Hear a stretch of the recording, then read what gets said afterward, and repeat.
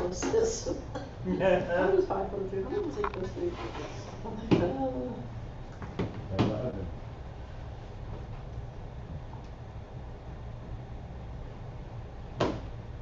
It's hard though being that day. I've hurt my back. Hurt. Keeping up with her, giving her bath, putting her to bed. She wanted to bed. It's not easy. I just think I didn't have to do this because I know it hurts. You know, she wanted to bed. She had a babysitter. They changed their hours at school. Classes and then her car get worse. So she's looking for more things. Hey Megan, can you hear me okay? So it's okay. She's all pretty much he says, if she go outdoors, he said, Hey Megan, can you hear me okay?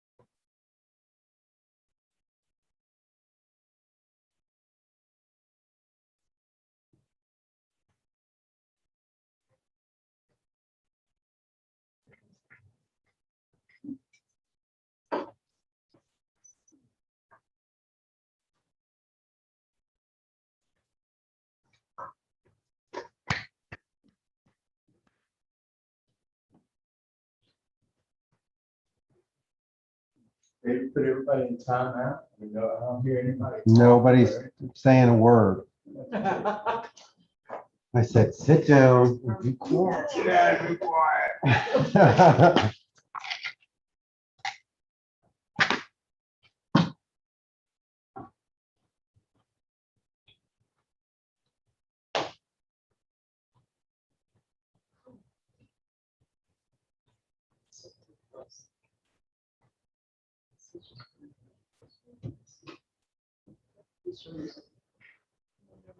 Stop.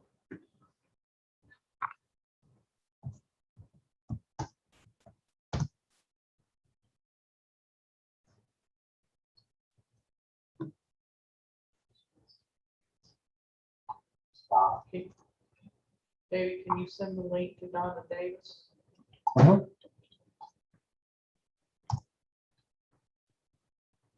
Can you send that to me? Davis will send it to Do you have her email address? It's Davis Family. Just start typing in Davis Family something. What is it? Honey? Top. Davis Family 94 at Yahoo. Yeah. .com. Is this needed? This part is, this is, yeah, I pulled in muscle right there, and there, it's it. So that's yeah, there's this part. And then just started burning up the last couple of days.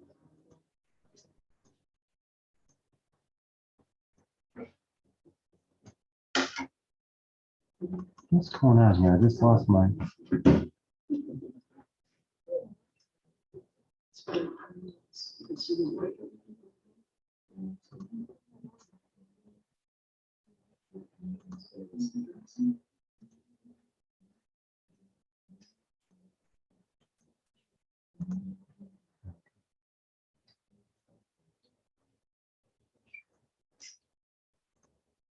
That's a thing you should.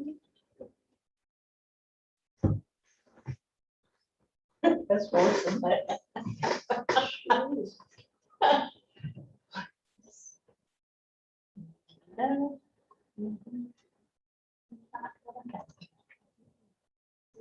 this was the time before.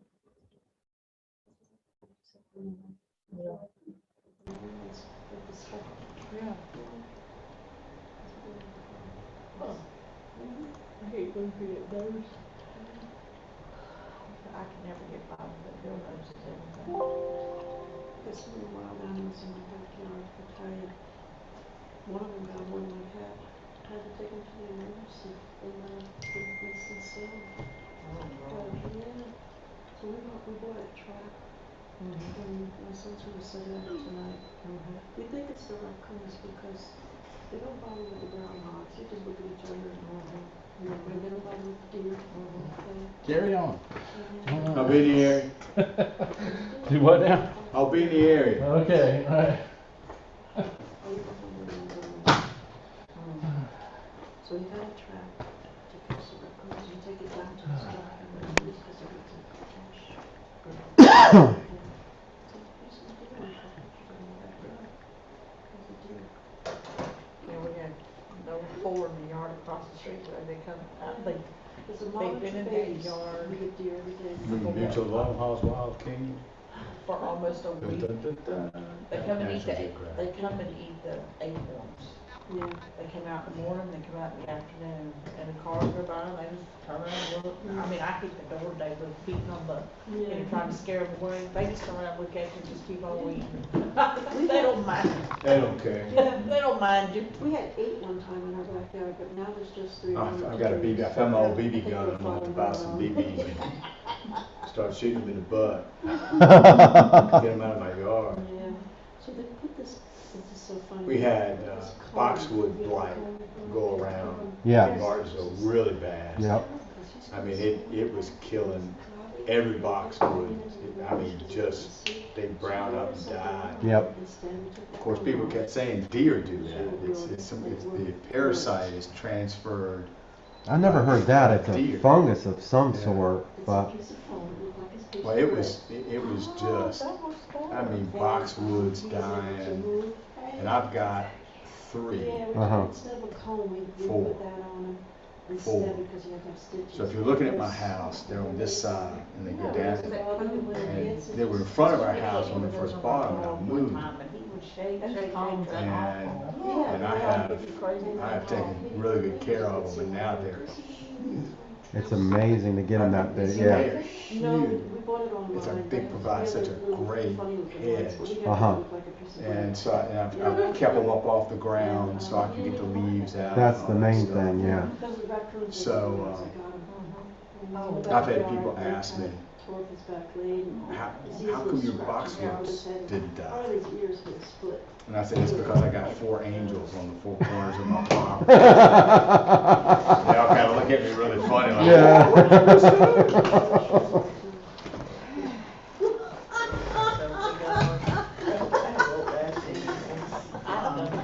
I've done the same thing.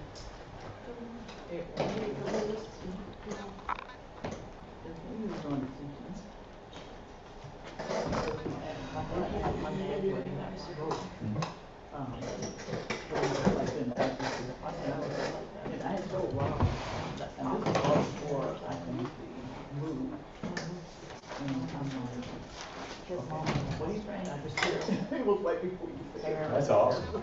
That's cool. That's very cool. Pastor Linda's in the house. I'm happy to be here in this mumbo jumbo class.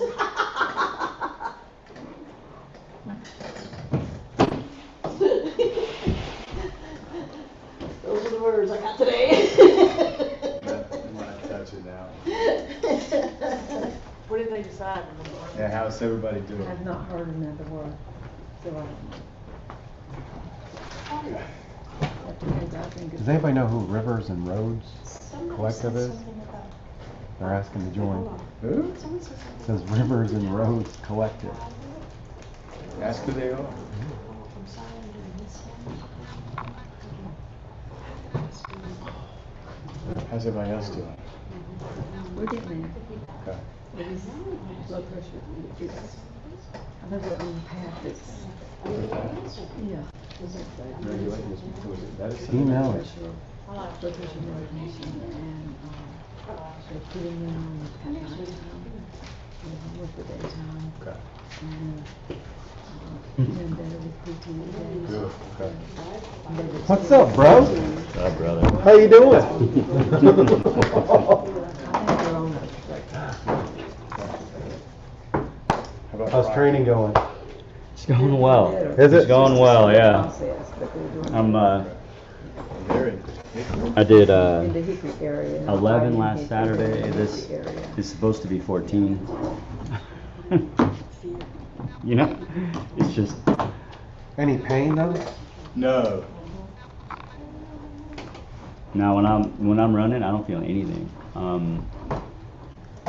It's barely a wink at times, then it goes away, and I just say like, you know what? Shut up. There you Yeah. go. How far you go? Today was 5. Tomorrow's kind of a day off, and then Saturday is going to be 14? 14. You hit 14? Yay! Yep. Halfway there. Yeah. Yeah. That Yeah. is so awesome. Hey, Yeah. I've already seen the van. We're all gonna pile That's in the awesome. van. Oh, I thought about that too. I'm We like, are. can't fit in my truck. My car's probably too small, but Pile in the van. if we have a van, Eric can lay down in the back while we drive to Boston. I must have missed it. We'll have a I must cooler have full of slept with that. everything that you need Yeah. for food. Nice, dude. 99%. Get them to the hotel. I got my compression gun. You just always say, Giving them "Okay, massages and stuff like that. Right. Getting them stretched out. I told you better start getting ready, didn't I? One time, 99%. And we're Yeah, gonna- I know, we're gonna- yeah, we're gonna yeah, it's have been to on my mind space ourselves forever. around the. Yeah, around the Mm. course. And we'll have to Yep. overlap, right? Yep. Each other as we go. Whoever's at the beginning has to tell the time that he started, That's because right. when you go to any of those big marathons, it's kind of like going through a gate. You know, the elite runners are in front. But Yeah. Eric started at 8:05. Eric, mile 13, screaming it out to him. That's right. Have our little pieces in. Yeah. That's cool. Yeah. Mile 12. Okay, You thought about I'm that too. overlapping. Yep. The Yep. Eagles on the way. That's right. That's right. That's right. We'll have like 3 or 4. I'll have some pacers. You guys just fall in line every now and then. That's right. 3 or 4 Pop off. bikes. That's right. That'd be cool. 3 or 4 bikes, That's and funny. that we just go to the next checkpoint. You know, we're I don't there. know with what we're them. gonna do at the finish line, because I'm telling you, we're all gonna be right. Yep. We're gonna stand on the finish line. Yep. It's Come on. welcoming. That's right. Come on. Yeah, thanks, man. Yeah. We're gonna Long We be. got time gold coming. medal around his neck. Listen, Awesome. Now, when is that? Yeah. It'll be a while. It might be 2023. Yep. yeah. So Yep. it's a dream. I'm telling you. Yeah. We tried to steal a dream from him, and we said no. Nope. Yeah. Negative. Not happening. Yeah. I have not run beyond 3 miles in probably, I don't know. And that would be like once a month at the most, because I loved it so much, but I just felt it for like 2 weeks afterwards. About 5, 6 years. Yeah, at least. Well, Yep. that means we have to start training. If we can do 3 to 5 miles, and we jump in, can you jump in the race? No, just run with you? I don't think That would be great. No, I said you have to start at the Are you gonna beginning, be? that's why it's called. No, not to finish, 26. not to finish, just to pace with them. Yeah. To talk to them. That would be cool. I don't know if they allow that, if it's I would all- so Hey, hope. I say road trip, I said the church ought to get a whole van full and go. We have a van right out That's there. why I'm saying we ought to get a van full of people. We have a You van know, right funny out thing that there. happened When is today, it? right? When is it? I can't even remember actually. I can't even remember when the date of it is, You but need it's to not going to find be for out. another. You need to find out. It's not going to be for another probably year Thank and a you, half Cindy. or so. So You I'm still not. need to find out. Yeah. Oh, because. of the I know. Eventually I need to. Because of the pandemic and everything. they No. put it off. No, it's just it'll be a while But before. they used to do it every year. Yeah, but it takes a lot of training to qualify. Right, yeah. Yeah, you have to have a It qualifying takes time. it takes an enormous amount of time I to got you. qualify. Yeah, yeah. Okay. That's kind of where I'm at I with thought that. maybe you were kind of already up here there and you were. No, yeah, no, it's been a while since I've been running like this. One quick thing though, which is pretty cool.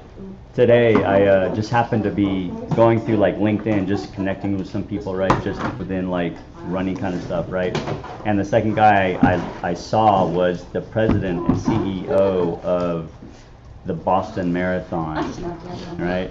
The organization of it. So it's like, okay, there's something right there. Yeah, there's something right there. Yeah. It's one of those little headlights, the little blinking Yeah. lights, like. Right. Eric. Now it's time to chase the sun. That's right. Eric. Yeah. So This is the way. That's right. qualifying window for the 2023 marathon will extend from September 1st, 2021 until September 2022. Yeah. So I have about a a year. year to qualify Bill, for the Judy 2023. coming? No. So it may be 2024. Yeah, yeah, it's just her We'll scheduling see. is I got it. changing, so it's just gonna be too hard on her. The qualifying time is like 3 hours and 15 minutes. Just like smoking. So we have Doing the math, and I was like, oh. Let me get my calculator. I'll give you a score after next week. Yes, indeed. Did you tell your guy or something? Oh, but I have told him. Okay. Okay. It was well deserved. Jenny's gonna start coming, but she didn't come today, and we're gonna run. Jenny, my husband. Oh, yeah, that's okay. We could take it. we have Megan, Jenny, Rondi, Sharon Felder, Terry online. Terry, Bill Berry. Hey guys, welcome. Glad you guys are in with us. All right, we're going to go ahead and get started at 6:35. We'll crank it up. And Boom. who am I going to get the bell to?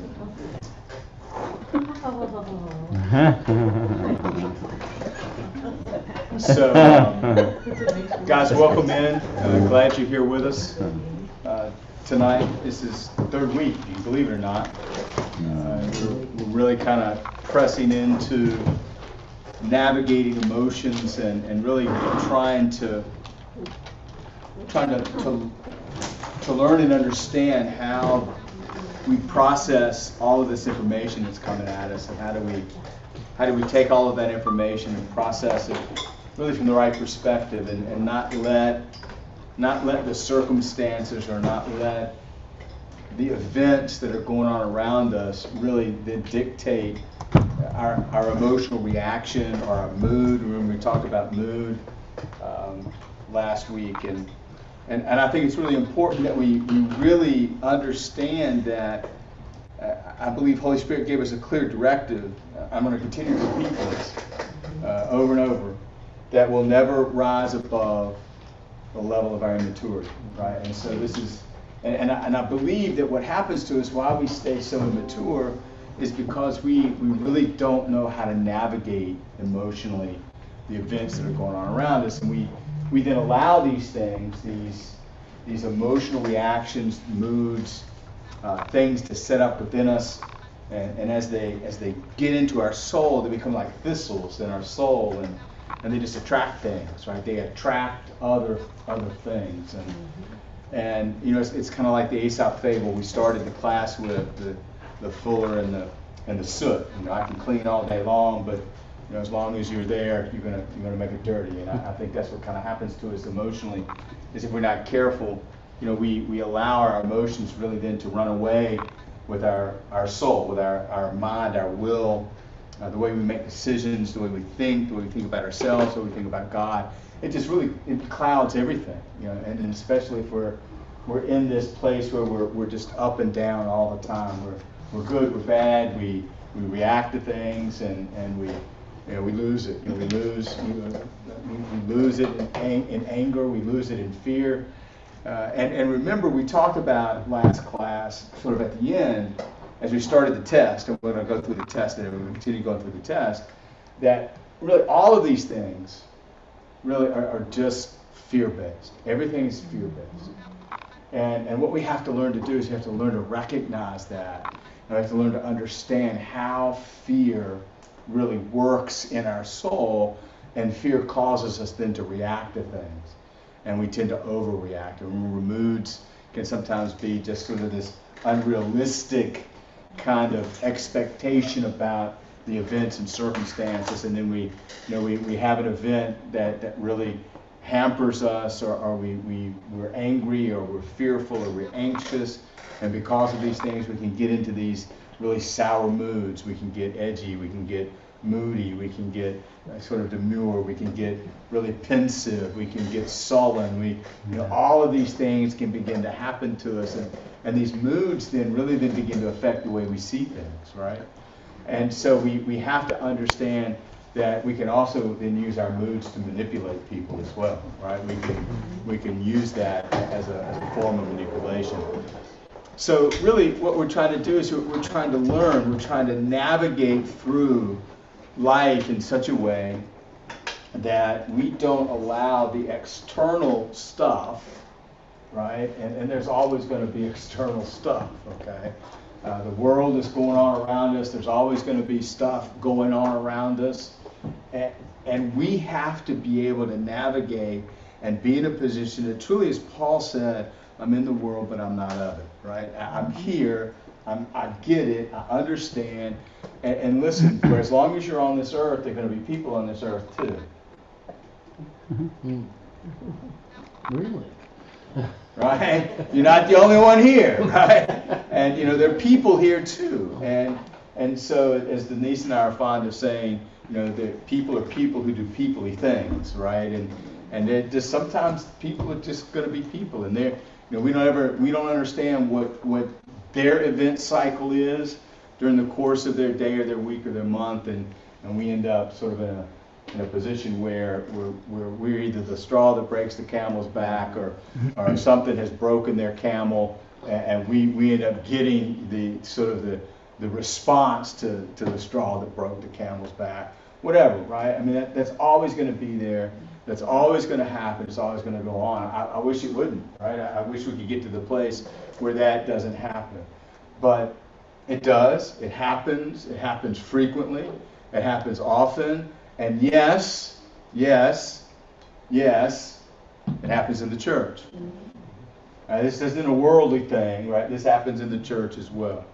And so we have to be really aware, acutely aware. There has to be an acuity, an awareness of what's going on in us and what's going on around us. Because I'm telling you, if we're not aware of what's going on in us, what's going on around us will dictate what's going on in you. I'm just telling you right now. It'll happen. And it's like you said before, and other people said before, you may not be able to control what's going on around you, but the only thing you can control is your reaction to it. And that's what I'm hoping we're learning to do. All right, so in the test, as we started the test, right, remember we talked about how do you react to correction? Do you view it as punishment? And we've got to begin to understand correction's a good thing, right? But how you view correction really it gives you an understanding and an awareness of what's going on in your own heart if you view it as punishment, right? The narrative tells us, we talked about this, narrative tells us that a good father corrects those he loves. And so correction, right, becomes really an important part of discipleship. It's an important part of really understanding what God is doing and how God is trying to put together a people on this earth that can come together when there needs to be course correction. And guess what? There are times where there needs to be a course correction, okay? And all of us, none of us are immune to the course correction, right?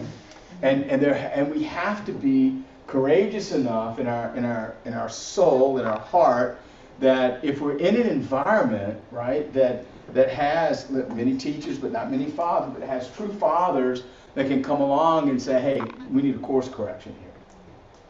And we've got to embrace that and receive it, and not receive it as correction, not as punishment, not receive it as finger pointing or condemnation or judgment, but receive it as, okay, I trust his heart or her heart. I trust what's going on. They see something. There's something going on. I need a course correction. Yes? The hard thing is to do it when it's not done in a fatherly manner, but you still have to you have to allow yourself to pause and consider Yes, absolutely. every time. And I that's agree. hard, yeah. And it is difficult. It is very difficult. Especially if it's from somebody you really don't wanna hear anything from. Like we talked about last week, the donkey, right? I mean, remember the donkey, you know, the donkey trying to save the man's life, and he's sitting there beating the donkey to death, right? And finally the donkey speaks and says, look, dummy, Yeah? I mean, look, you know, if you take another step, you die. I'm trying to save your life, right? And so there are those moments, right? I mean, it's going to happen. Sometimes the donkey's going to speak to us. You're right. You know, people that they might say something to you, and you know, I've been in situations where God has used people to say things in passing, maybe not directly at me, but kind of in conversation. That Holy Spirit will go, look, that was for you, right? I know we hear these prophecies and you know, these general, oh, you know, God says, you know, the remnant is right, and we go, I receive that word, right? You know, or somebody gets a word, you know, I'm prophesying to Robin, and the person, I receive that too, and we want that, but sometimes we don't want to receive the, you know, the correction of it, right? And so we've got to learn to embrace that, and I'm hoping that, and we've talked about this, the reason discipleship kind of went away is because it's a lot of hard work. Discipleship's hard work. It's not easy to do, and both sides have got to be very courageous. The person who kind of receives the discipling sometimes has got to be very courageous, and Eric, as you said, got to pause and receive it, and then the person doing the discipling has got to be courageous too, because I got news for you. You know, sometimes you walk up to somebody and you say to them, hey, look, here's a course correction. You know, and they punch you in the face, right? I mean, you never know what's going to happen, right? But we've just got to understand that we're building this environment where it's an apostolic culture. Yes, Bill. I think in my life, I'd say this about me, that giving someone correction in the right way, it's only going to go as far as what you can receive correction. That's good. Very good. You know, because if you can't receive correction, you're going to blast someone. Yes, you are. You know, wow, you know, the whip, Ginsu knife or whatever. Ginsu. You know, and cut them all up and then walk away and go That's sleep. right. You know, and Absolutely. So, but when you have been able to master how you receive correction, That's a good point. God can give you that Yes. insight on how to issue That's correction really good, Bill. without, you know. Really good. A lot of wisdom in that. That's really good. Mhm. And so, you know, I think that just really becomes, you know, key. How do we receive correction? And then we talked about no. How do you react to no? You know, sometimes no is a very powerful word, but we have a really difficult time saying no, right? A lot of times you know, not only can we say no, we can't receive no, right? So it's kind of a two-way street, I'm right? just sitting here thinking, it's probably gotta be a very interesting situation if you're married, because you live with each other, so you know each other's buttons and points, and she might say something to you and be like, I know that, where are you going telling me that? You know nothing. Yeah, it's like when we sit down and do marriage counseling, you know, it's really interesting. We do a little bit of marriage counseling every now and then. And, you know, we'll sit down with the couple, and you know, they're all excited, you know, about wanting to talk about their marriage, and they'll look at me and I'll say, "Hey, everybody ready?" And they go, "Yeah." I say, "Okay, so my job is to talk you out of this." And they kind of look at me like what? Yeah, my job is to talk you out of this. And they'll look at me really funny and they'll go, why would you want to do that? So if I can talk you out of it now, what's going to happen 5 years from now when it hits the fan? Yeah. Right? Exactly, yeah. And so my job is to try to talk you out of this. If I can't talk you out of it, then and then obviously we also talk about marriage as like taking Huck Finn and Cinderella and putting them in a submarine. Right? It's an interesting mix sometimes. You're right, it's an interesting mix. And you know, so the longer you're married, the longer you're together, right? You know, hopefully some of those rough edges are worn down and it becomes a little easier, right? Yeah, it becomes a lot easier environment to deal with, right? So Denise has actually hit me twice in my life. She's actually hit me twice. Did you deserve it? And you recovered? And I did, yeah. The first time I wasn't really sure I was going to because she double hit me right upside the head with both fists, right? So got my attention. So. What did you do? She's a smart with Mike Tyson. That's right. Yeah. She needed to get my attention pretty quickly, and it worked. Let me tell you, that worked really well. So. Yeah, she boxed my ears. You've heard the term box your ears? She boxed my ear. Right? Bam! Woke me up. So, David. In my line of work, no is an answer. So it's better than if I come in and try to talk to somebody and they just say no.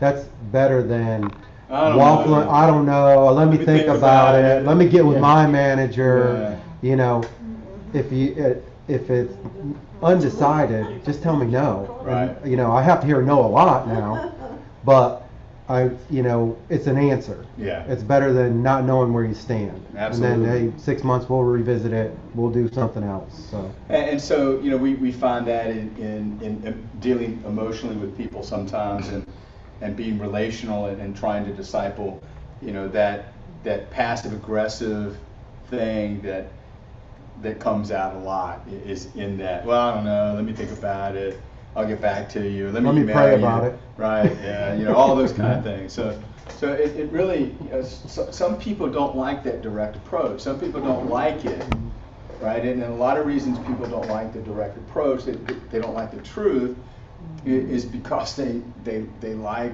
where they are. And so being direct, right? I love when Denise, she needs to tell me, I got something to say to you, and I'll just look at her and she just tells me, right? It's not, hey honey, we need to go have dinner and sit down and have this conversation. No, it's just, I have something I need to tell you, right? And she tells me, right? And I need a course correction, right? And she corrects my course. It's like when I'm out working in the yard and I say, honey, this is what I'm gonna do in the front, this and this and this. 30 minutes later, I'm out in the back doing something, and she'll just come stand on the stoop in the back, right? And I'm working, and all of a sudden I feel her. I'm working, and I feel her. I'm like this, I've been over, and all of a sudden I say, I'm like, What was I supposed to be again? what did I say I was supposed to be doing, right? I gotta turn around, and she's sitting there looking at me like she's going, is this the front? And she goes around, go inside, get my little buggy in here. Right. So these things become really important. And then we talked about how do you react to a sudden change of plans, right? Things change See, you sometimes. just said I'm going to work out in the yard. You know what your plan is. She would have said, where are you going to start? Because she knows what I do. She knows I get lost. Right. So how do you deal with a sudden change of plans? You got your agenda, you got your itinerary, you got your things put together. And then right in the middle of it, something comes up, something happens, right? And you got to change your plans. I mean, good plan is a good plan on paper until the enemy shows up, right? And then you got to adapt, right? You got to change, you got to move, you got to adapt. How do we handle that? What do we do when there's a change of plans, right? How do you deal with, you get up, and all of a sudden you got your routine, you're going through your routine. Then you get a text message or a call, and right in the middle of all that, you gotta break what you're doing, you gotta stop, and then whatever the activity is that's kind of interrupted your routine really changes your entire day, from that point, right? And then you lose your routine for the day. How do you deal with that? How do you deal with those things that interrupt your day? It's really important that we learn to adapt, we learn to change, we learn to be flexible. We learn how to move in and out of things at times, because it's not going to be your way all the time, right? It's just not. They're just going to be things that happen, things that come up, things that creep into your schedule, into your day, that are going to demand your attention. You're going to have to do things that weren't planned, right? Sometimes there can be a sudden loss, and bango, that comes clear to you like crazy, and for the rest of your life. Yes. You understand. Absolutely. And so I was in Berkeley, California, right? So I'm in Berkeley, California. I'm speaking at this meeting. and all of a sudden my phone goes off, and it was Mike Westgard, right? And you know, Westgard doesn't call me like every week just to say hi. You know, if Mike Westgard's calling me, there's an issue. And so I'm in Berkeley, and I jump up and I run out and I pick up the phone. I said, Mike, what's up? And somebody in the church had died. Right? Well, everybody's gone. There's nobody here. Mm. Right? And it's like, what do we do? Right? Pastor Mike and Debbie were off on vacation. I'm in Berkeley. You know, I mean, nobody was here.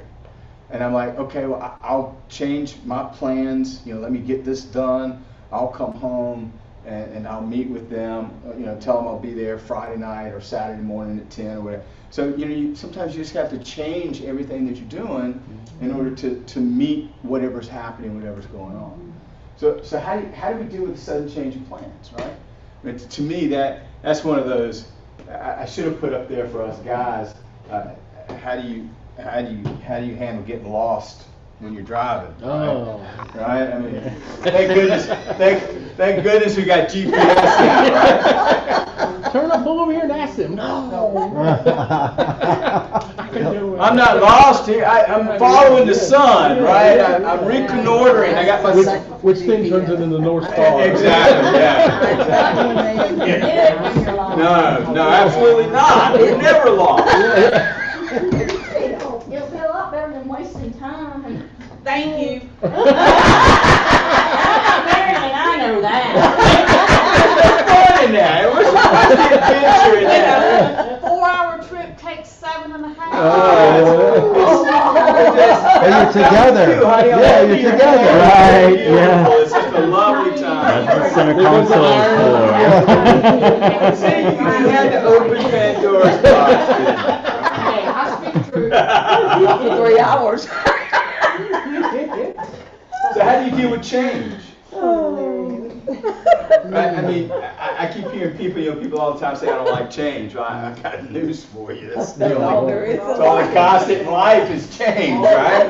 Right. I mean, you know, and so people can't deal with change. Sometimes they get stuck, right? They can't move, they can't grow, they can't go beyond their current situation or circumstance. Sometimes they get really comfortable in that, right? I mean, a lot of people get really comfortable in their current situation or circumstance, and then change comes. How do you deal with change, right? I mean, I remember when we left Anna at school that first time, trying to leave her there in the dorm and get in the car. It's the first time, you know, she'd been away from home, and I didn't make it. She was going to Campbell. We got to, what was that little Siler City? The little McDonald's in Siler City. Man, I had to stop. I just had to stop, right? It was amazing. Yeah, how do we deal with these changes, these sudden changes in life? How do we just deal with the seasons of change, the seasons of life that bring change that's occurring in us all the time, things that are going on? And if we don't embrace that, right? If we don't embrace change, if we don't embrace these things, we stop growing. And I'm telling you, the minute you stop growing is the minute you start dying. Right. I'm just telling you, you start dying. When you stop changing, you start dying. And so it becomes important. Yes, Dave? Rondi said, 2 Timothy 3:16, be instructed in the truth includes correction, reproof, and for instruction in righteousness in doctrine. Yeah, amen. Right. Yeah, that's a good place to camp. Scripture, 2 Timothy 3. How do you deal with stress, right? Stress comes. I mean, all of a sudden the pressures of the day, things that are going on, things that are accumulating, you know, tasks and activities, things that you got to be doing during the course of the day. How do you handle stress, right? Do you get really pensive? Do you get moody? Do you withdraw? Do you isolate? Do you get angry? Right? Do you get snippy? All the above, right? I mean, stress. And again, you got to understand, stress is nothing more than just fear, right? Yeah. Fear of what? Fear of not succeeding, fear of not getting the job done, fear of not handling, right? So we're constantly in this fear about not handling the situation properly. Book of Proverbs says, man, really, some things come and you crumble, well, your faith must have not been very strong to begin with. I mean, that's what Solomon said to us about that. And so, look, stress is going to be there all the time. There's going to be stress at work, at church, in your families, in your relationships, with your children, right? It's just going to be there. Stress is going to be there.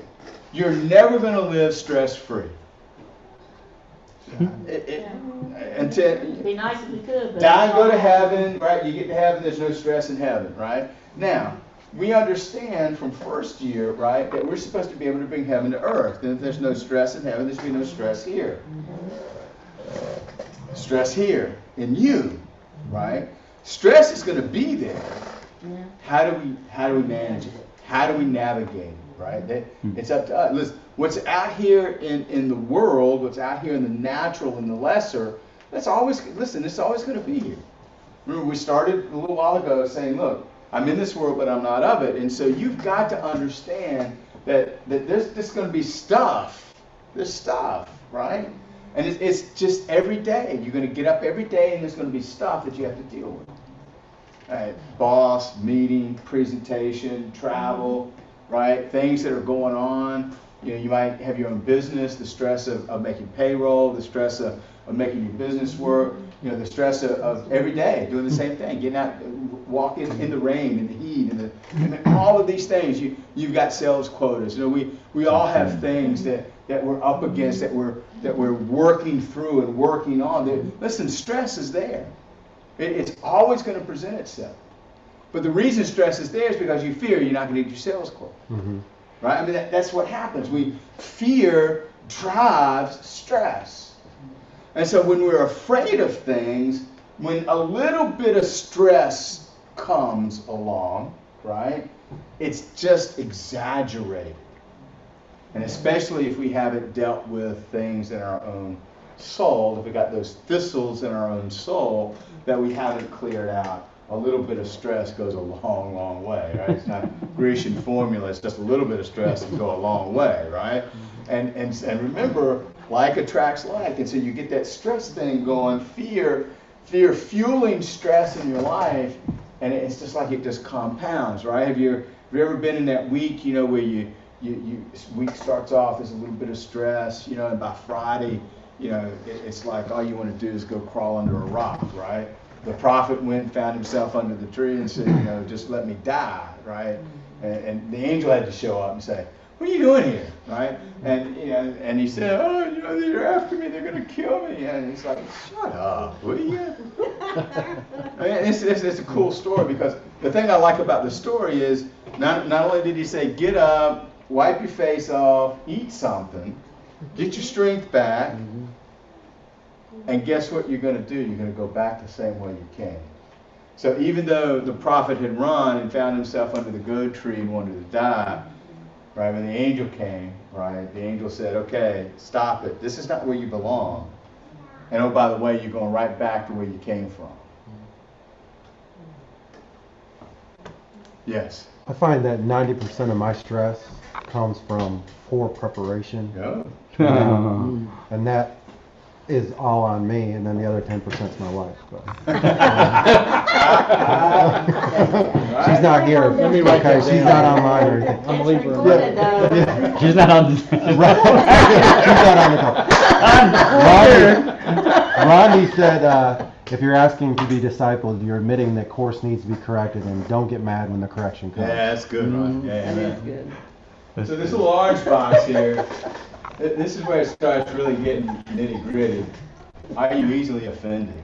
Right? I mean, somebody can say something really stupid. Somebody could be doing their peoply thing, right? And guess what? People are going to be people, and they're going to do their peoply thing. And sometimes they and if they're doing their peoply thing, guess what? They're reacting out of fear, out of the own thistles in their own soul that have attracted things over the course of years and years and years, right? And then you end up, there, and you get it, right? I mean, you just get it. Yes, Billy. I had a guy years ago on my first route. I had my own route, which was when you first start out, you get the monster routes, and so he didn't want me walking on his grass. you know, and it was a section probably like from here to that table that I would walk down his driveway, down the sidewalk, and then walk in a patch of grass. Well, I thought I'd get a little bit of leeway with him because he was a retired minister. Nope. So he went on vacation a lot. Then I would start noticing that neighbors would be watching me. No kidding. So I would have to walk, and I mean, this route was so hard, you know, it was just a lot of heavy mail, and I'd have to walk down the driveway, down the sidewalk, and then reverse course, then walk back out on the street, walk the length of his yard, and then go back up the driveway to the next house. So I said, all right, well, I was just upset because we're supposed to be one. You know, you were a Christian, and I'm a Christian, you're a minister, you know, come on. And I was super offended by that. And then one day, he goes, well, you can walk on my grass now. He went and built a landscaping with railroad ties so I could walk through his yard and walk up these steps, the neighbor. You're kidding. I guess he saw that I was Honest. A man of integrity. And I had to do that for a year, though. For a year, I was offended. For a year! But, you know, I was so offended by that. But the thing is that what I noticed is that the offense was a breeding ground of much smaller offenses. Come on. Wow. Like that attracts anybody like. else could do, and then I'd be like, you know, snap their head. It could be at church or at work or everything. So the big offense, that was my big one, because I'd tell everybody. Of course. Guess what I got to do, you know? And you know, it was like I'm making brick without straw now, you know.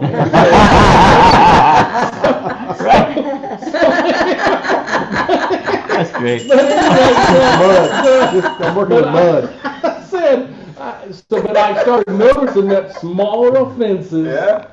were they became just as big. It was like every day when I'd get to that house, you might as well just run into a 40-car pileup. Right. And everything coming behind it, you know, so. See, and the thing with the offense, right? As the offense, if we're not careful, that offense becomes a thistle in our soul. And that thistle, you know, if it sits there long enough, it'll make you bitter. You'll You'll get be so looking bitter. for other Yes, you will. Absolutely. It'll magnify everything else around you. That's why. Look, you guys have heard me say this, and I'll repeat it. You know, I think forgiveness is a good thing. Don't get me wrong, right? But if you're having to go ask for forgiveness, then you've received the offense. It's much better not to receive the offense and not be offended. Right? I mean, I get it. Look, if we need to do the forgiveness thing, let's do it. But man, just think about how much stronger we would be if we just didn't let the offense set up to a point where we needed forgiveness. And it's like that saying, you know, when you take an offense, you're creating a fence around Yeah, yourself. absolutely. Because you're keeping everybody else out. The other person, people aren't affected by it, they're only hurting you. Not a bit.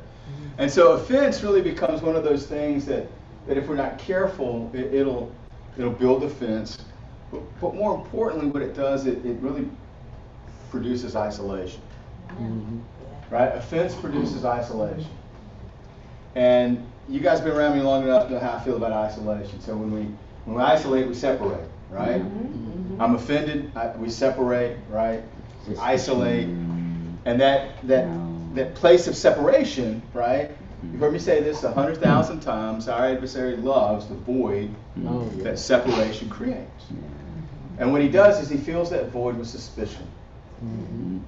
And so if you're offended and suspicion comes, right? Then absolutely, you've opened the door wide open, and then because you're offended, you know, then everybody's out to get you. Everybody, I wonder what they're talking. You see somebody talking, you know, Susan, Pastor Linda talking. They're talking about me. I know they are. Right? Oh yeah. And they're talking about some recipe me or something, right? But no, they're talking about me. You know, I know they're talking about me, right? I mean, I heard a phone conversation. I heard a phone conversation, and it was about, you know, this young woman who had posted something on Facebook, and the woman who had seen it on Facebook, you know, she just did that just to offend me. I know it was just for me. She just did that, and I'm like, please stop, you know. But that's what happens to us, right? We isolate, we separate, suspicion comes. You know, we're offended, we harbor that offense, we nurse it, we broaden the circle of offense. And then what happens is we start looking for people to agree with us in our offense. Oh man. Oh, yeah. So Yeah. true. Oh, Right? yeah. So we start looking for people to agree with us. Oh, man. Right? And so we're going around trying to find people to agree with us in our offense. That's Right? That's what we're doing. We're searching for that. And not only we're looking for people to agree with us, we're looking for people to go, sympathize. Oh, Susan, I'm Oh, so totally. sorry. Yeah. Right? We're looking for that false affirmation. Yeah. Right? That's what we're doing. That's a And that's why this becomes, this gets so ugly. that's a bad road. I mean, this can get ugly. I mean, you let the offense come. You receive the offense, whatever it is. You know, I'm offended, right? And then you say, well, you know, blah, blah, blah. And your mood changes about that individual, right? The way you see and perceive that individual, that all changes. The way you communicate about that individual changes. Then you start broadening the circle of offense. That's what it's called, broadening the circle of offense. You're looking for people to agree with you, right? And you know, before you know it, now listen, that to me, I've been around in this a long time. You want to split a church quicker than anything is the orange box right there. That will blow a church up in a millisecond. Right? So how does it play out? Well, let's say the pastor says something. God forbid, right? That something happens, right? And you get offended, right? I was doing a wedding. I was doing this wedding for this couple, and I was getting this play-by-play of what I had to say in the wedding, which is okay. That's fine. It's your wedding. I get it. You know, however you want it. But it wouldn't come from the bride and groom. It's coming from the mother, right? And I'm like, this is.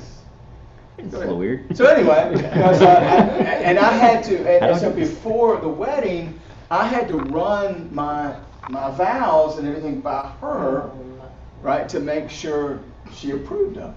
By the mother? Yes. Of the bride? Yes. Did you tell the groom, you better run now? That's the one you should have stopped right there. Here's your bus ticket. And so, you know, I finished the vows. I get them all put together, and I sent them like I was instructed. You know. You sent them a couple days out. I did, a couple days out. 2 hours before the wedding. 2 hours before the And wedding. we had to drive down here from home. She sends a correction. I don't like this verse. And guess what the verse was? If two lie together, they stay warm. Yeah. I'm waiting for the bad part. That was the bad. That's right. That was the bad part. You know, you can't say that. They're not married yet. You know, two lie together. It sends the wrong image. Between the time that you say it. Yeah. So anyway, But you say it 2 minutes later. Right. The man in white. Just like, There's the witnesses are right there. Is, 3 hours away. Yeah. No. This is all of this. You know, this is going on. And we're getting married. Yeah, you think, right? Well, She missed that part. She missed that part. Yeah, so we can. So how do you deal with that, right? Absolutely. Told us that story. Right. She had her own issues. So how do you process all that, right? I mean, I still got to go do the wedding, right?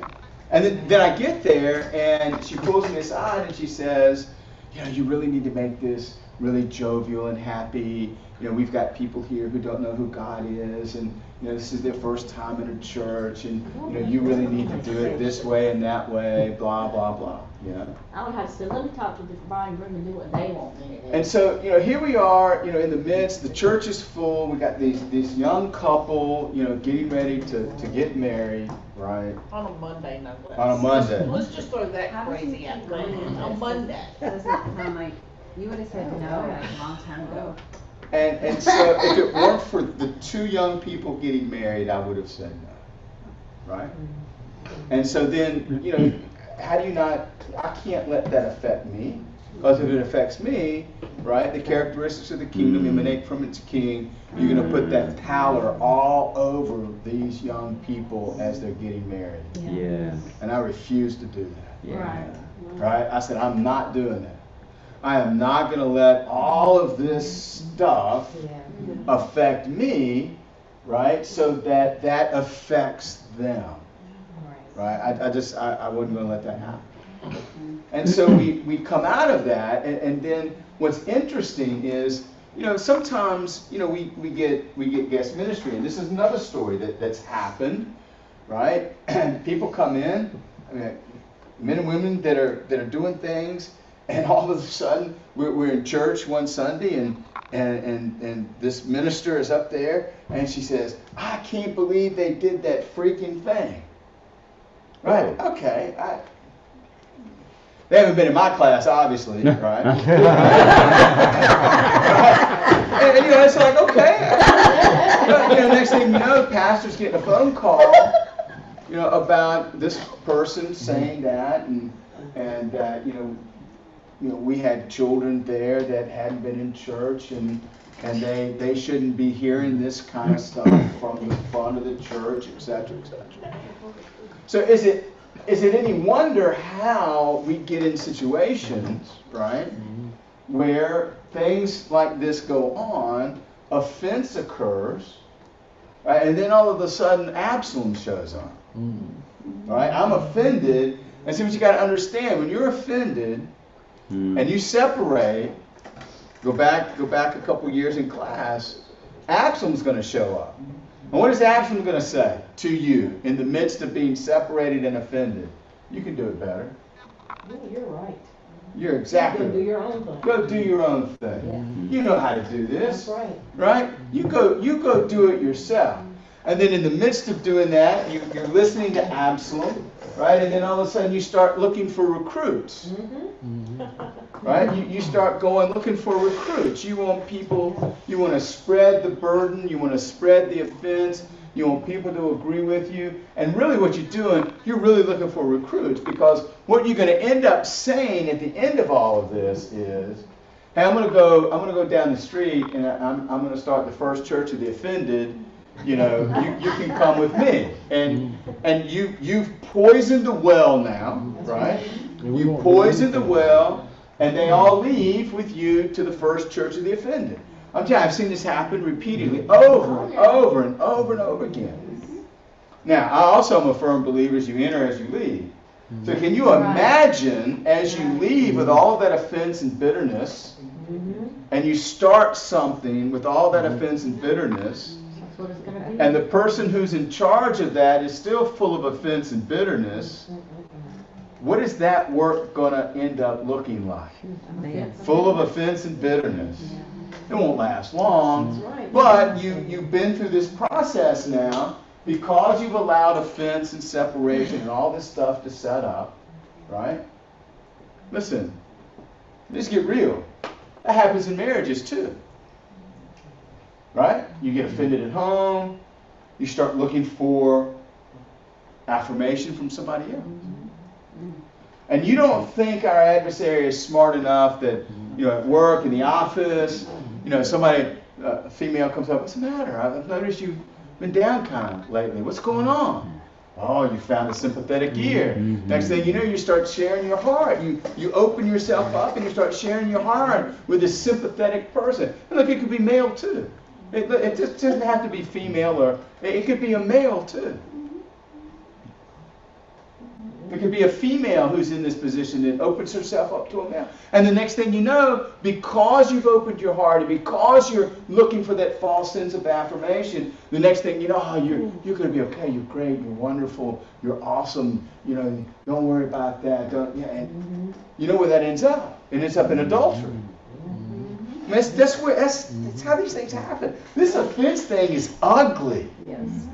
It's ugly, and we can control that. You don't have to accept and receive the offense. I don't care what it is. I don't care what somebody says to you. I don't care what's going on. I don't care what happens. You don't have to receive it. You don't have to take it inside of you and let it become a thistle in your soul. You don't have to do that. You control. The devil didn't make you do nothing. You received the offense. And then before you know it, man, this thing sets up. And look, I've said this all along for many, many years. You know, sometimes when things happen, don't get bitter, get better. Right? I read the life story of David, man. I got to tell you, I do realize why he was a man after God's heart. Everything he went through, holy cow. Right?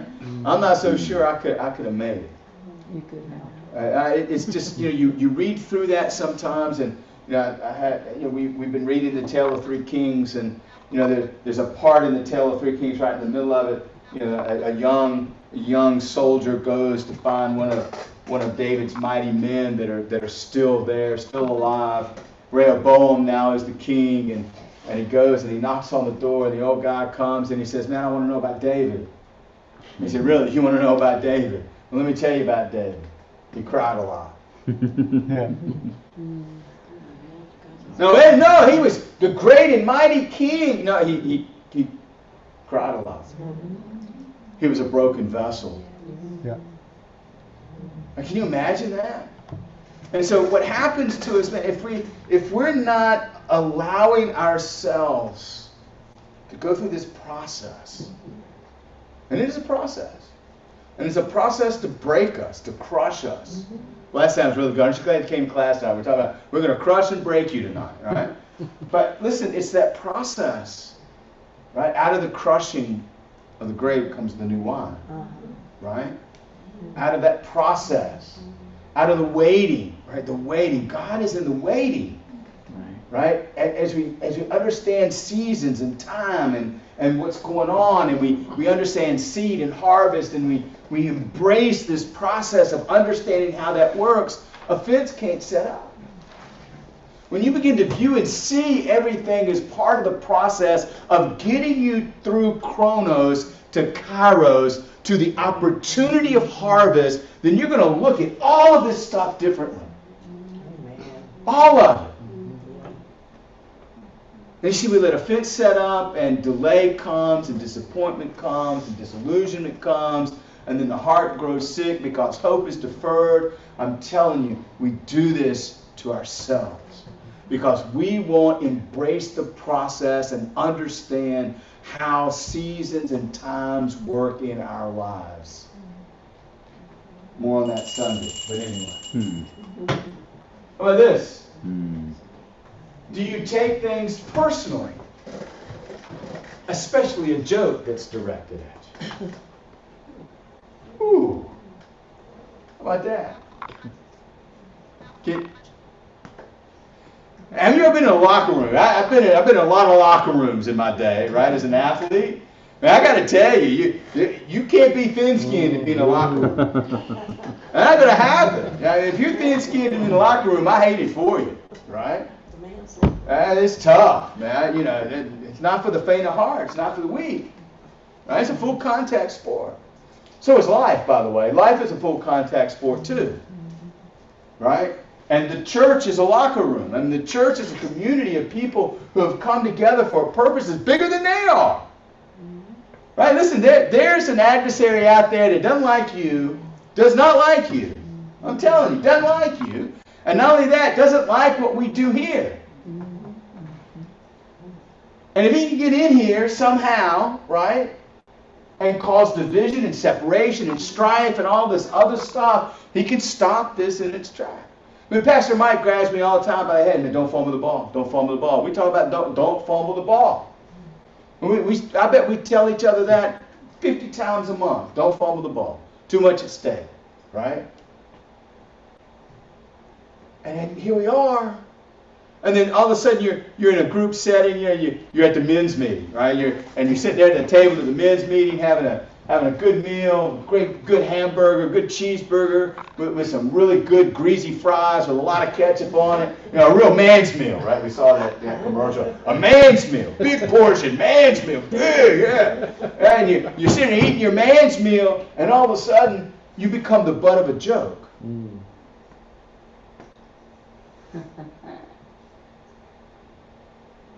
What do? Hey, it got really quiet on that. Don't be the butt of the joke. Maybe a joke on the fly. What do you do, right? and there you are, right? Somebody cracks a joke, and you're the punchline. How do you take it? Listen, man, I got to tell you, I've been around enough. Sometimes, man, sometimes that little joke is just a pressure relief thing. If you can laugh at yourself, you take yourself too darn serious. Right? We do. We all of us take ourselves too serious all the time. And nobody can joke. Nobody can say a joke. And probably most of that usually comes sometimes when somebody hits a button on something that's happened to you in your past. Oh, that thistle is still there, isn't it? And that joke comes out and just pokes on that thistle, doesn't it?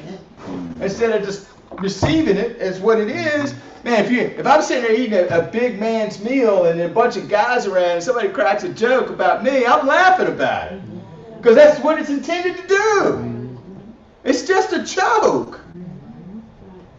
But man, we take everything so personal, don't we? My wife will say something to me, and I'll look at her and say, don't take that personal. I'll say, oh, this is okay. Right? We take things so personal all the time. Doesn't matter what it is. And that's what happens to us with correction, too. That's what happens with no. We take it personal. It's a rejection. You rejected me. You said no, you rejected me. Right? You corrected me. No, it's punishment. Right? We take things so personal. It just wells up in us, and before you know it, we all of these thistles, these things in our soul, just eating us alive. And you know what thistles do, right? When the wind blows and trash is all over the place, what does the thistle do? It's like my azalea. I got these low-growing azaleas, and I hate leaves. Those of you who've been around me long enough know I hate leaves. I'm in leaf season right now. I hate it. I got it. Right? I was out yesterday. I didn't have a single leaf in my backyard. I woke up this morning, looked out the kitchen window, and I told Denise, she said, don't get mad. Don't stop it. Right? I'm like, I'm going to cut that tree, that poplar tree. I'm cutting it down. I hate that tree. Right? Right? Right? They just be leaves from somewhere else. Stop it. You're exactly right. And so I got these low-grower azaleas, these little low growers that are down on the ground, right? And so they collect leaves. I can't blow those. I can't use the blower. I have got to get down on my hands and knees, and I've got to pull those things out. That's the only way you're going to get the leaves out of there. Yes, I have contemplated digging those up at times. Right? I'm going to dig you up, right? You're down on your knees for like the 15th time during leaf season. Right? You know? That's what the back of you going, yeah, go ahead. And if you don't do that, you're going to kill them. They're going to die. Right? And so you got to do that. You got to get the leaves up. And see, that's what thistles do. Thistles are like that azalea. And so when all of this crap is blowing around you, if you got these thistles in your soul, they're just going to attract, and this stuff's going to stick to those thistles in your soul. And we wonder why all of a sudden, 30 years down the road, we're just so eaten up in our soul. We're so bitter. We're so angry. We're so sarcastic. We're so just angry at God, at people, at church, at the pastor, at our wife, at our children, at the dog, at the leaves and the poplar tree in the backyard, by God. Right? I mean, that's what happens to us. I've actually said that. I've told Denise. I said, I'm praying, right? The Chilton Tree Works on 68, going home, it's on 220. It's Chilton on the right. Every time I ride by Chilton, I say, give that man a dream that he's going to come to my house and go cut all my trees down. Right? I've said that. Right? Don't mess with me. Stop that joke about me. Why are you joking about me? Right? Yes, Bill. I had a, when you get a joke, especially is when someone jokes about how you stand. Oh, yeah. And I remember first time, I got tons of Navy stories, but anyway, I was in England when we were getting ready to go to London on an overnight tour, and so guys were joking with me because I was professing Christian and I was a virgin, and they joked about me. So there was a lot of pressure on me. That's right. I wasn't a man and Leave. Yeah. So we had to meet. I just stayed away from them. We had to meet at this park. So we're in a big group waiting for the bus. Yeah. And meanwhile, getting ready to intersect us is these women that are at least 80 years old from America are approaching us. And one of the guys says, "Oh man, Bill, you kept us up all night with that prostitute in the room. We heard you all the way on the other side of the room." And they just started going, and I was so embarrassed. And one of the women came up and hit me with her purse. That's right. Oh my God, just kidding. Because so now I'm a typical sailor. Yes, you are. Port of call. Yeah, She hit me with her purse. And she says something to me, but I was so embarrassed. And it's funny now. Yeah, but what it is, it wasn't funny then. But I wanted to get them back with man overboard and don't call me That's overboard. right, exactly So, right. Yeah, and I hear you. couldn't believe how embarrassed I was and how hurtful it was because of where I was my stand in life. And so, Absolutely. but the thing is, even though I had something virtuous in me, it was attacked. Yeah. And it was, and like I said, do you take things personally? I took it extremely personally. Because I was stuck. Sure. Do I start laughing? Or, I had no defense. But that was terrible timing, these American women coming along. And isn't that the way of our adversary? It's always terrible timing. Look, Yeah. I got news for you. Yeah. It's terrible timing for us, but adversary knows, right? But it's always terrible timing. It just happens sometimes, right? Well, and I feel like sometimes those kind of jokes or things, they're either attacking your identity or they're making you feel shame. Like even though it was his, Both. and that is hard. It's tough. Because I find people that joke that way, they're not, girls get socialized to be kind and nice. I'm like, you're not nice. I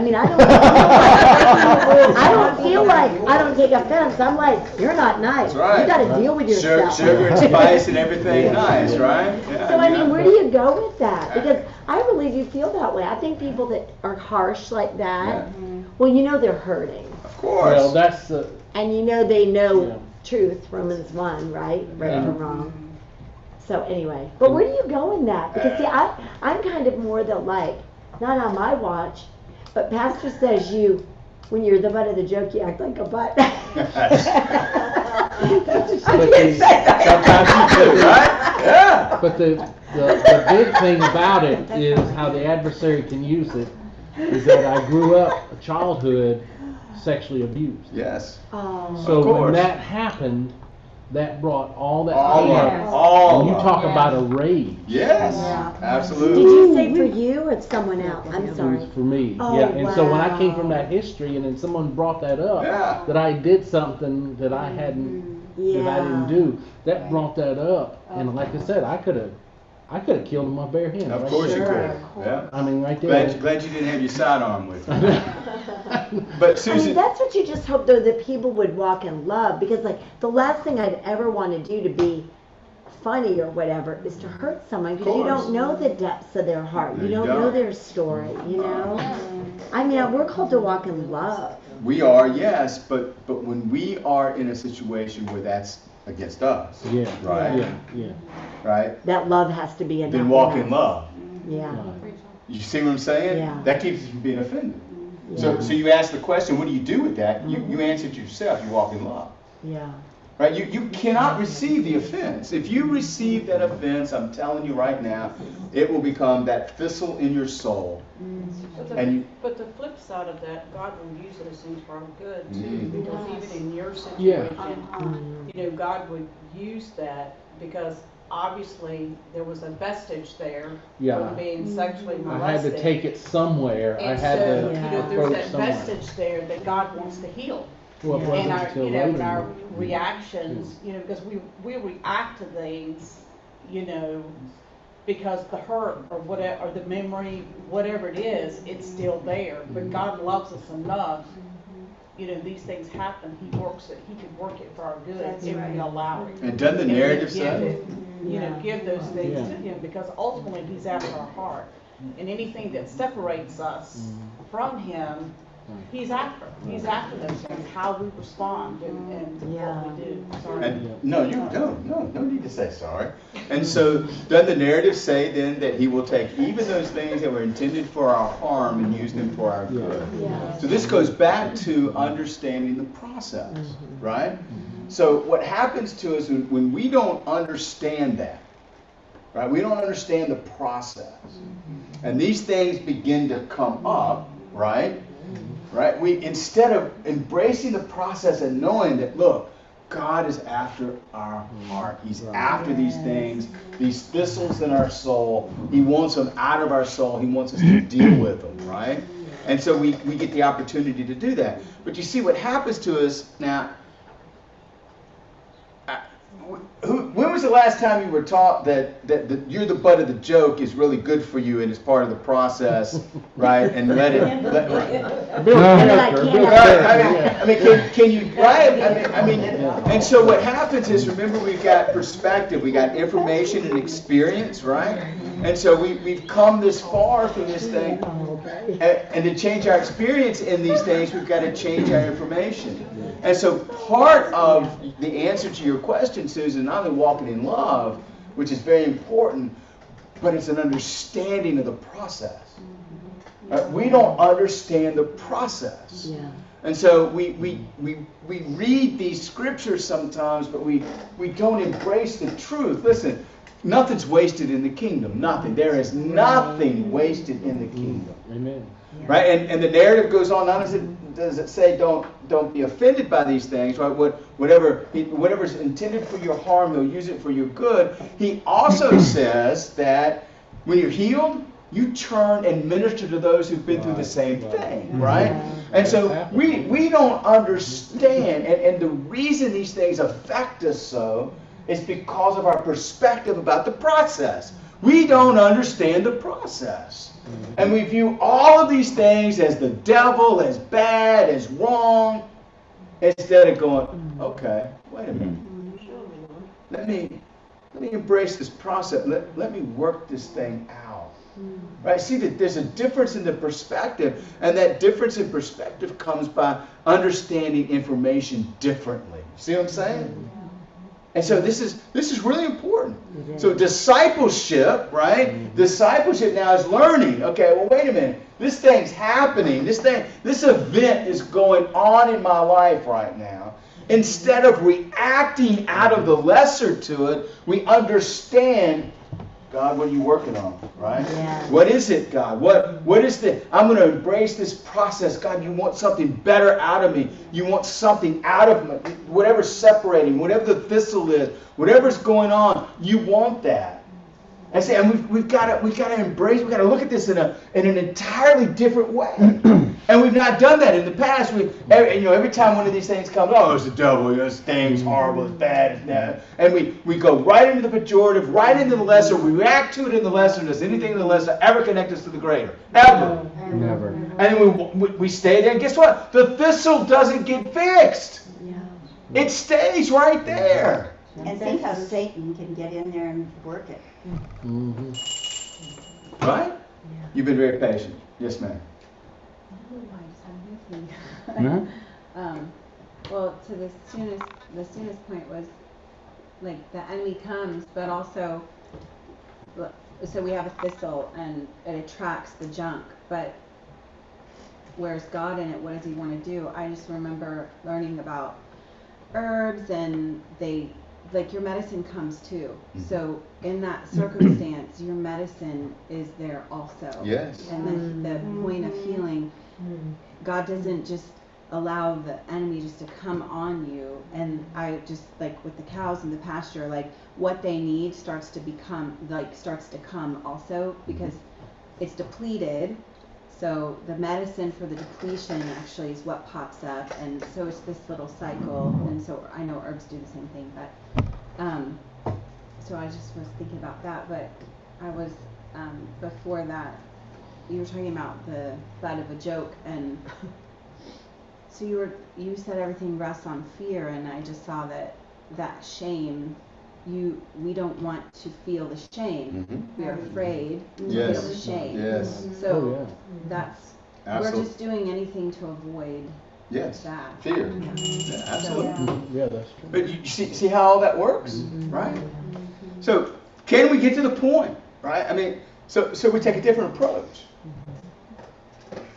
Maybe you've never heard this before, right? Let's take a different approach. Man, this is part of the process. God wants the best for me. Nothing's wasted. He's going to take everything that's intended for my harm, turn it into good.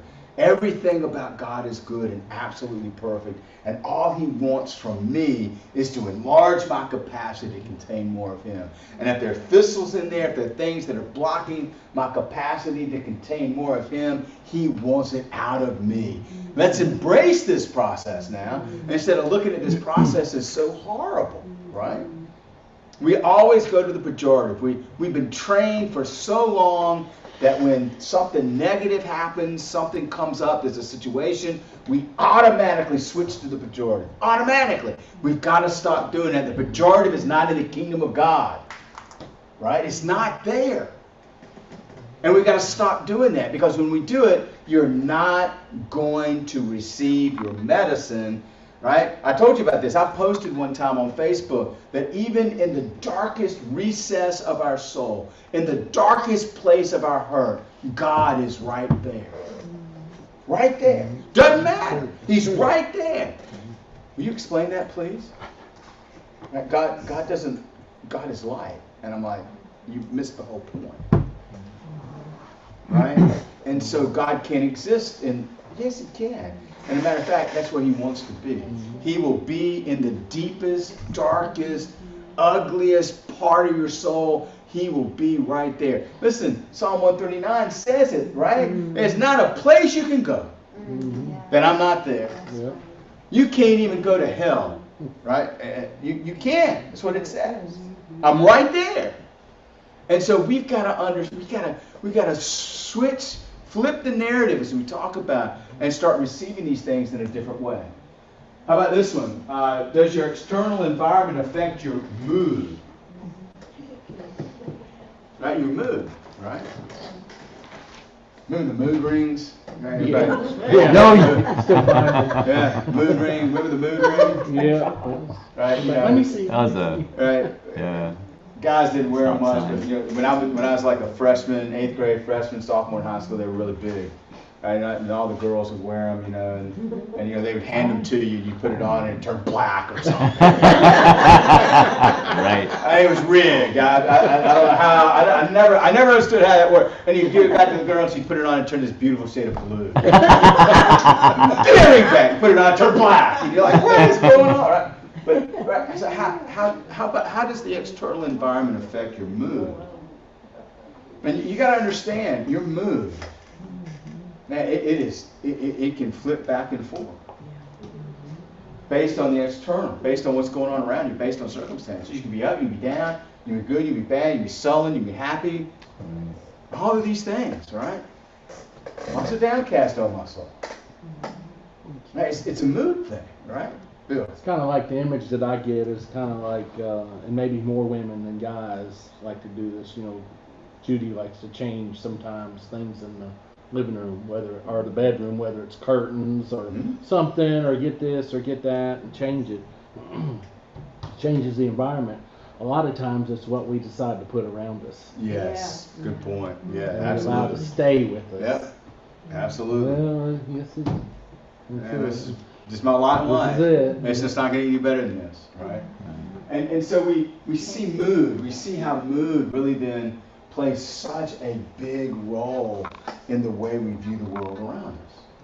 So let me ask you a question. If you're moody, right, and it just so happens that on this particular day your mood is one of being sullen, right? What does that do to the world around you? How do you see the world around you? If you're in that sullen mood, right? Everything's bad. Nothing's right, right? And it doesn't matter. I mean, somebody can walk up to you and hand you $100. What do you want? It's not green enough. That's right. Yes. You can all right. You should have given me 200. Should have given me 200. Whoa, 100. Right? Yeah, or it needs another 0. Right? I mean, so it just so affects us, right? Our moods affect everything about us, and so what happens is, if even happy is a mood, happy is a mood.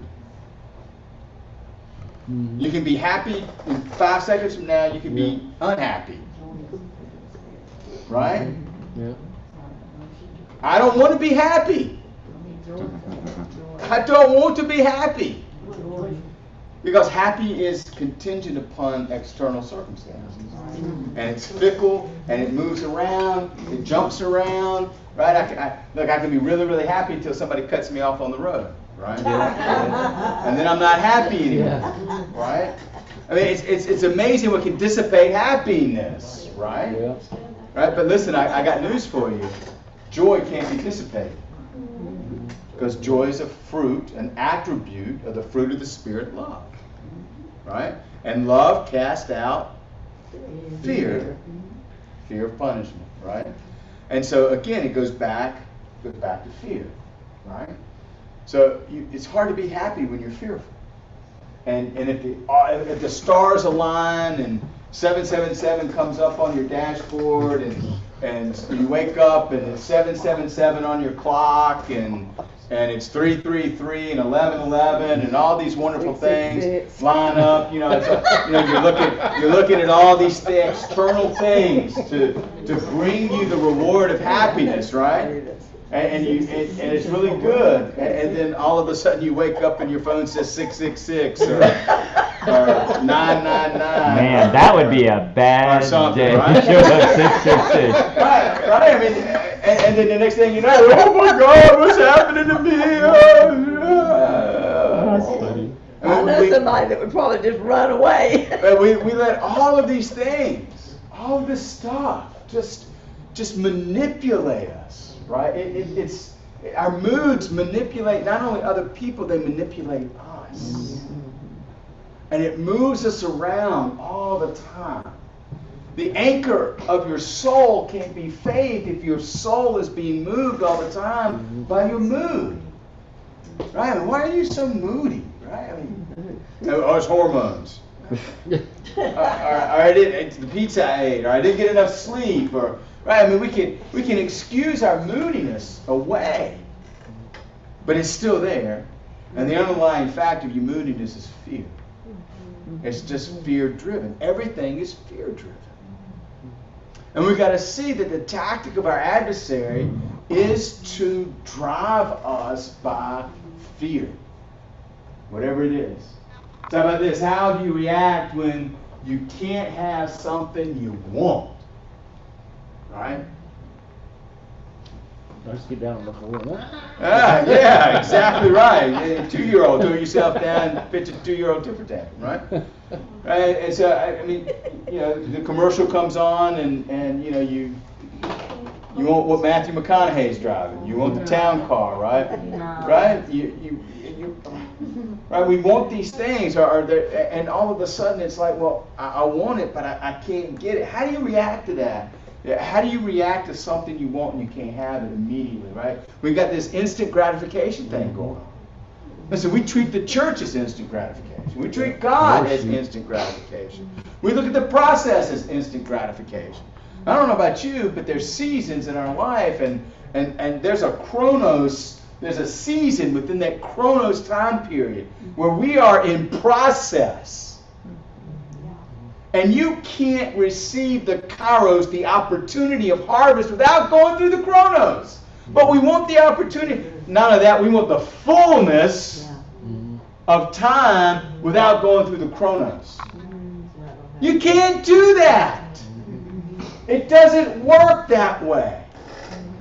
And so we get in these positions where, and my wife tells me all the time, you're big enough for your wants not to hurt you. Right? And I really want that. You're big enough for your wants not to hurt you. If you really want it, save your money. That's right. Save your money. We're not going in debt. Oh, honey, but we got we got this credit card. It's got $5,000 credit limit. It's only $1,000. It's not that bad. Can I get it now? No, save your money. We're not going in debt for anything. So wants cause us to make decisions that we end up paying for in the long run. Right? So you put it on your charge card and you got 26% interest on that. Guess what? You've bought that $1,000 thing 3 times by the time you pay it off. Bad decisions. Why? Because I want that. I'm going to buy it. I want it. I don't care how much it costs. I don't care what the interest is. I don't care what the interest payment is. I want it. I'm going to get it. I'm buying it right now. Right? And you go and you buy it right now.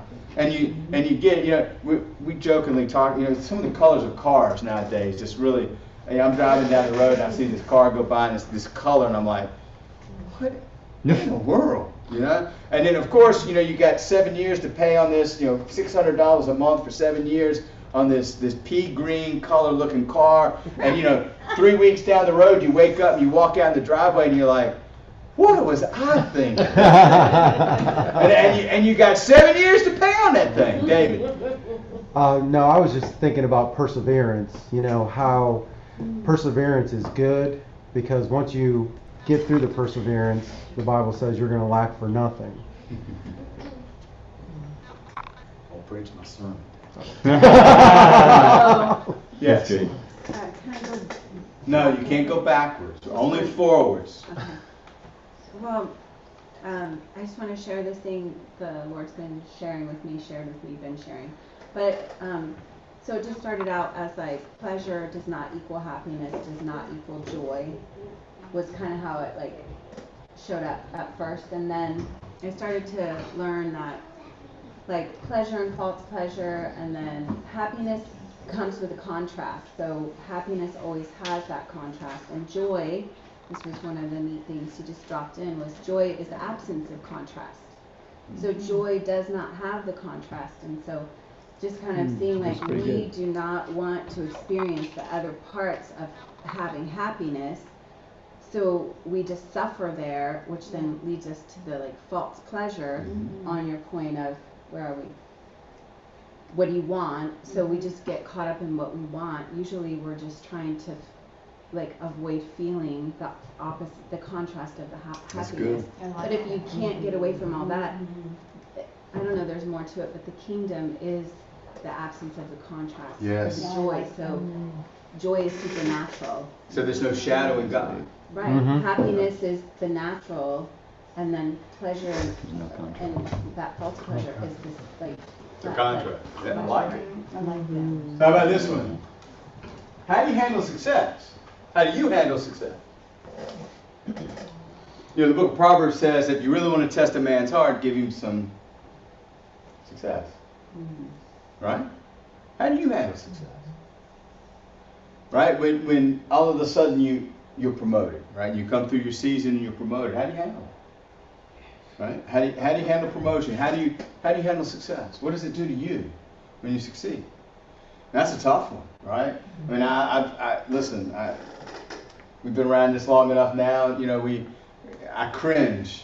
Sometimes when I hear the prophecy. Oh, you're going through this season, you go through your gate, promotion is there, and yada yada yada, and I'm like going, oh gosh. Yeah. Right? I mean, right? Because I know, right? Because remember, if we don't understand how to navigate our emotions, right, we're never going to rise above the level of our immaturity. So when we get these prophecies sometimes, or we try to put things on people and they're not ready for it, right? Not because it's not there, right? Oh, great apostle, woman of God. It's there. We see it. But we can't release that or put you there because of the level of your maturity. It's got nothing to do with what God has said or what God is saying about you, right? It's true. Those things are true. But the challenge is releasing people in that at the right time. Yeah. I mean, that's the challenge. And so sometimes too, it's for them, it's perceived as this moment. Correct. And that really messes people up. I'm sorry, it jacks people up. Yes, it does. It jacks them It up. absolutely does. Might not be for 20 years. Exactly, Yeah. but yet they're thinking it's gonna come, and then they're sitting down the road and like, Yeah. I didn't, she said something false, was it? That's correct. But the message of suddenly is, that's just always. There are suddenlies. I agree with Yeah. suddenlies. Yeah, absolutely. But don't throw Hang one on them don't suddenly. throw one out for the other. God can move suddenly, but typically God moves in the process. Right? I'm not exclusive of one or the other. God can suddenly do something. But when he does something suddenly, it's because he understands that you're at a maturity level to handle it suddenly. Right? It's all about your maturity level. So if there's a process that requires maturity, there's that process too. So I'm not exclusive of the suddenly or the process. They're both really, really important. But I'm telling you, when the suddenly happens, it's because you can receive the suddenly. Right? David, can I share? Yes. David had an opportunity. It was really cool in his business. He had a suddenly, right? He had a moment, an opportunity to step into a divine appointment that God just suddenly presents. It's just there, right? And David told me, he said, if I hadn't been prepared, right, my level of training had gotten me to the point that I recognized it and I knew what to say. In the suddenly, right? I believe in the suddenly. But I feel like the message, when you're immature, starts to feel like, okay, just stay where you are and wait for the suddenly. Don't go do this. Don't look at that. Don't get the mentor. Don't do the work. Correct. Just sit there and spin until the suddenly happens. And I don't know why or people, or especially me, process that, preach that way. Like, okay, wait for it. And that can it's absolutely. awful. Yes, it is awful, because what it does, now it keeps you in a position of not doing anything. And you're not ready for the suddenly. Correct. Yeah. You're not ready for this opportunity. Here and here. Go, man. No, I was just thinking, when you said suddenly, you said process, sometimes process when people define it, things like this. It's suddenly, yes, it's instant, but you have already did the process to get the suddenly. Absolutely. That's a good point too. Absolutely, Bill. Ask the ant if they didn't prepare for the winter, how Yeah. the winter's gonna go. That's correct. Yes. And know what the book of Proverbs says? Hey, Yes. look at the ant. Look at what he's doing, right? preparing. He's preparing. In the process with David, he was being prepared however many years or whatever Yes. the process was Right. before the suddenly happened. Had Right. you not, if I understand what you Just- said, absolutely. had he not been prepared and all the different things that happened in his life, he would not have been prepared for Yes. that suddenly. Well, 2 weeks ago, before everybody gets here, me and Pastor Bill talk and everything, and I told him, hey, on my walk this morning, I asked the Lord, every time an opportunity presents itself, I'm not going to sit back anymore, because that's what I've been doing for years, just sitting back and waiting. You know, I don't want to push my thoughts and beliefs on somebody else. But then, you know, I asked for it, and in 2 occasions, one happened to be really profound, because this person I've never even met before. But when the Lord said, just say it, just say how you believe, and like I put it in my text to Pastor Bill, it came out of me like a river. You know, it was just like, this is where it's at, you know. And he's like, we got done, and I expected to be there 5 minutes. You know, I was picking up some chemicals, and we were there an hour. And when we got done, he's like, man, I'm really glad I met you today. Oh, that's And it was good. just an awesome experience. But again, in my text to Pastor Bill, it was like, if I hadn't practiced or hadn't been trained, I would not know what to say. Right, and so it's the acuity, it's the awareness of that, right? Yeah. And so we've got to see that. We've got to see how success comes. How do you handle success, right? Better yet, how do you handle somebody else's success? Right. Woo! Somebody else is promoted. I've put all this time in. Especially if we brag about it. I've put all this time in. I've cleaned the bathroom. I'm here every Saturday to clean up. I haven't missed a meeting. You know, I haven't seen them in a month, and they walk in and they're promoted. And that happens from, I noticed, that's like a math equation for me. When you start comparing, like comparing is math, right? And so you think that you can't have, there's not enough value for everyone. So if they have more value, they're obviously taking your value away. Correct. In your math equation. That's good. So Read you're it. always Good trying to do the math and Never then adds you up, just does it? end up creating your own. And you can't balance the formula. equation, right? You No. can't balance the equation, right? Looking for a score. But that's what if you think that there's a set value. Right. If, And you, then- if There's a there's set value. if it's a Right. set value, like you said, if it's 100 and they're getting 90, you only got 10. Right. And so But if it's you- a tug of war, constantly Right. comparing. But if you think about the kingdom as having Abundance. abundance, No set no value. lack, no nothing, then your value is just as much as somebody else's. Absolutely. And their promotion has nothing to do with your value. And it doesn't change your relationship with Not a God. bit, right? Not a bit. And so again, it's just, I like to balance the equation side, right? I think. And I thought about the coin, because Yeah. when I thought about that, I thought, that's a math equation and coin. I gotta go, I can't finish this. So, but what you gotta understand though, I wanna go back to what Robin said. A lot of times, this process, right, really shipwrecks people when they don't understand the process. Right. When they're not in a place, in a church, in an apostolic church that really rests on the process. Right, so I mean, I think I've told you this story. I went to the Martinsville church and I walked in the door, went downstairs, and one of the guys comes running up, "Hey, this prophecy for this brother," you know. And I said, "Oh, really? Great. Yeah, share the prophecy with me," you know. And he starts, you know, sharing the prophecy with me, and I said, "That's really cool.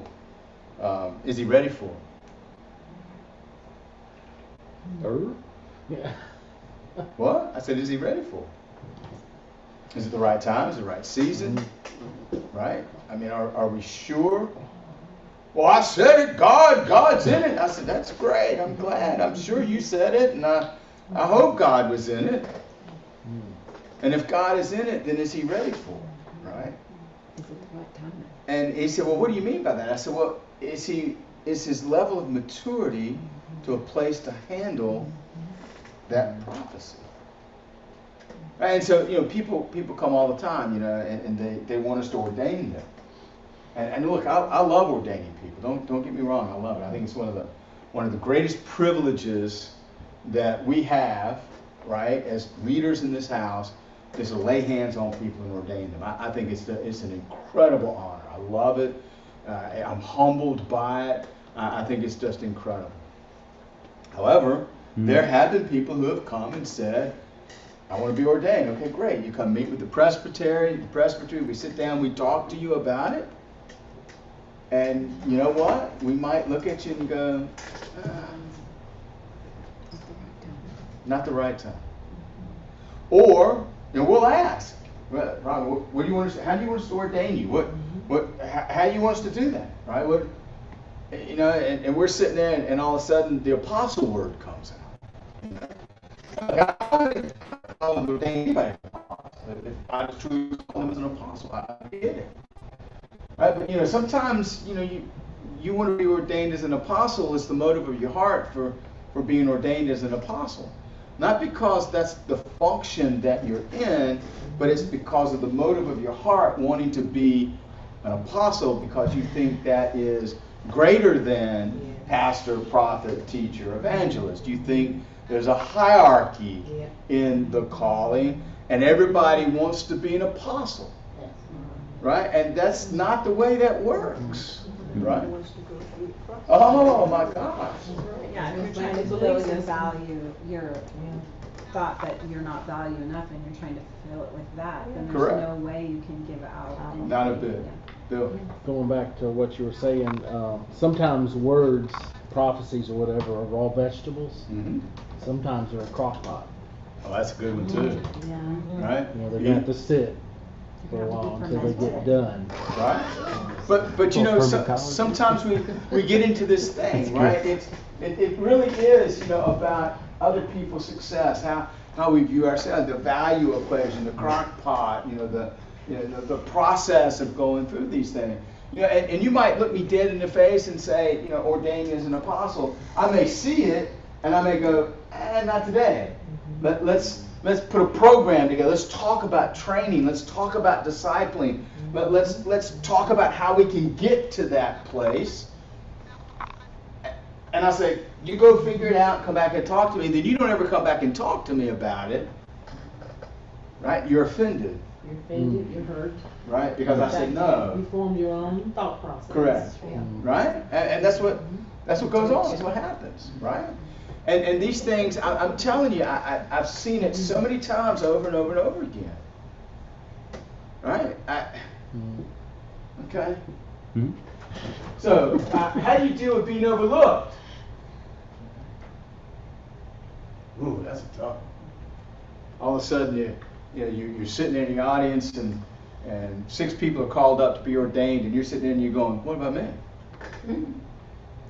And I've actually had people come to me and say, well, what about me? I said, well, you didn't ask me. I don't read minds. I mean, give me a break. You want to be ordained? Come talk to us. We'd be happy to sit down and talk with you, right? Or how about this? The prophet comes to the church, right? And all of a sudden he starts prophesying over people, right? He's there and he looks at Susan and he starts prophesying over Susan. In the middle of worship. Yeah, of course, yeah. And all of this stuff is going on and you're sitting there going, oh boy, I'm going to get my word. Yeah, that's it. It's my moment, right? And the meeting ends and nobody said boo to you. And then what do? You chase him down. Don't you have a word for me? Did you want to give it to me after the service? That's right. I mean, right? I mean, you know what we do? So we see things. We just see things happen like that, and all of a sudden we feel overlooked. Like, well, he should have prophesied to me. Or worse, you're sitting there in the audience going, God, I know you got a word for me. God, you're going to prophesy to me. And you start putting fleeces out. You know, God, if his shoes are green or blue, or if he turns to the right, or if he prophesies to the person next to me. I don't tell you, we do it. Don't laugh. We laugh because we know it's all true. Right? We do all of this stuff. Then you get desperate and you're like, well, that one's for me too. Yeah, and then you're right. I want that one. That one. And so then at the end of it, you go running up to him. Do you have a word for me? And he says, no, I'm sorry, I don't. But then you get on the internet and you figure out where he's going to be next week. And you're gonna chase him now. Now you're gonna chase him. Are you gonna chase him because you? I'm telling you, it's. At some point, and then at some point he's gonna look and say, "Stop following me." Yeah. God says, "Stop following me."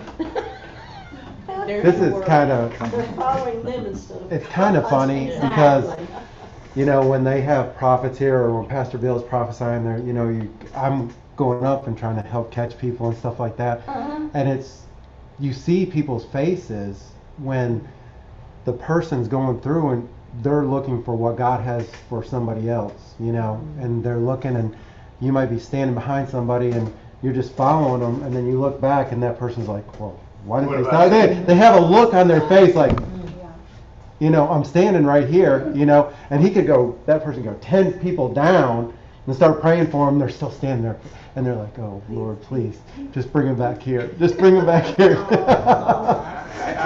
You're in pain and It's tough. I mean, I get it, right?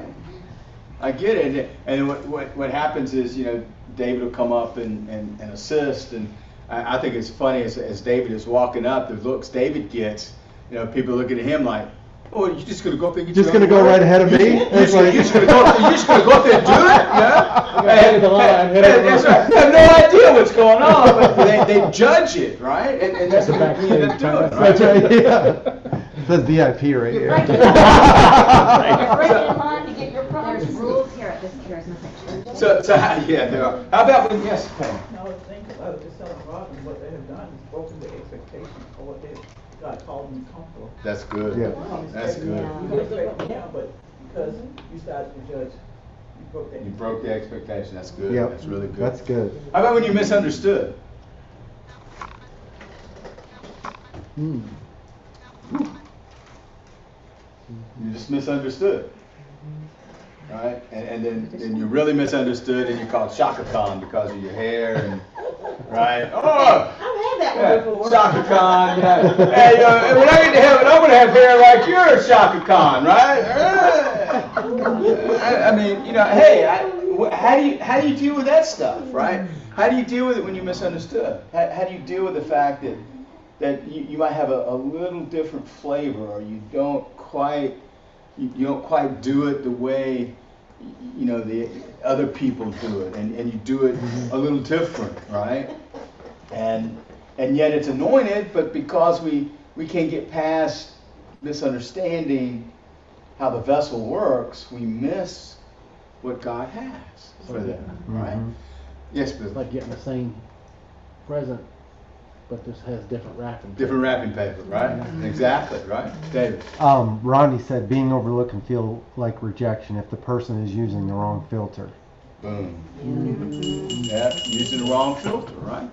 And so all of these things, listen, it's just, you know, we gotta be mature enough to handle being overlooked, right? And look, you're not being overlooked. God knows exactly where you are and knows exactly what's going on. His timing is perfect. So if you're sitting there feeling like you're overlooked, then you're missing the point in the whole, you don't understand process, right? We don't understand the process of things. Listen, Denise and I, when Clarice Fluid started prophesying over us, I can chew on that word for the next 20 years. I don't need another word. That's when things like that happen, and I'm just minding my own business. I'm just sitting there, right? You got to understand, and yet we chase things, we run after things, because we think that's going to change our circumstance, or that's going to change our situation, or that's going to give value. It's going to balance my value equation. And look, it's just, I got news for you. At the end of the day, God knows you. God knows your heart. God knows where you are. God knows your call and destiny, right? So I talk to these guys, and I end the text message with, rest well in Him and dream of your destiny, right? Dream of your destiny. And we get to that point where we want somebody to tell us what our destiny is.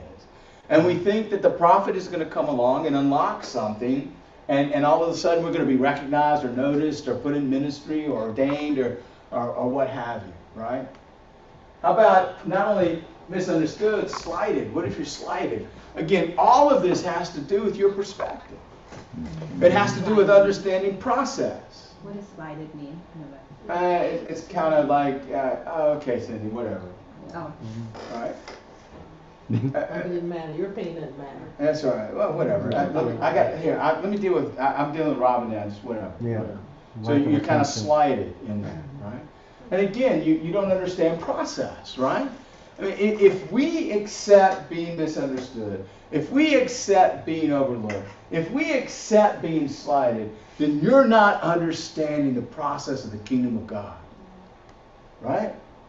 Now, it could be done in such a way that it is intentional, it's with malice, it's to control and manipulate. I get all of that. But I'm not going to touch the Lord's anointing. Mm-hmm. Nope. I'm not going to do that. I'm just not. I don't care if it's after the order of Saul or David. I don't know, right? And so I'm not going to touch God's anointing. I'm not going to pick the spear up and throw it back.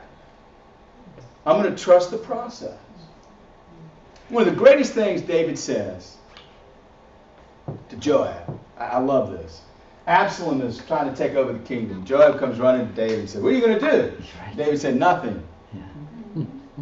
And Joab got mad. What do you mean nothing? It's your kingdom. You got to do your right. It's not mine. Mm-hmm. What are we going to do? We're leaving.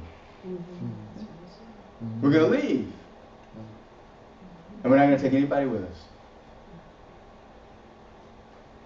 Okay. So is there someone you don't like? I'm not gonna take the spirit That's and throw what it you back. say. What you doing? If there's someone you don't like, can you really clearly state why?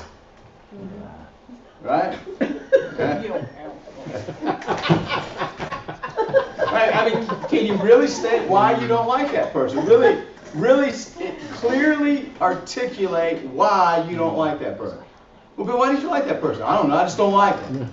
Well, why? I don't know. I just don't like them. Well, what did you like about it? Well, then we get all the lesser things, whether they're fat, they're short, I don't like their hair. Listen, I was in the middle of a project, right? I was in the middle of a project at work, this was several years ago, and we were getting ready to purchase this very expensive piece of equipment, right? And we really needed it. It was really part of the project. We had to have it. And so I had arranged a meeting for the president of the company who manufactured this piece of equipment to come meet with our vice president of manufacturing, right? So we scheduled this meeting, and Jim Stout, who is the VP of manufacturing, he and I walk out of the door, and here's the conversation as we walk out of the door, right? Now he pulls up in a BMW 735 PDIQ, whatever, right? This really expensive car. We walk out of the door, and he stops, and he looks at me, and he says, "Is he driving that?" I went, "Yeah, probably." I'm like, Now what? "Okay." All right, man, we're off to a bad start. I mean, the guy hadn't even got out of the car. We're in a really bad spot already because he's driving a BMW, right? Well, then he gets out of the car, and he's got a perm. He's got this curly white hair. He's got this perm. Wow. And he stops dead in his tracks.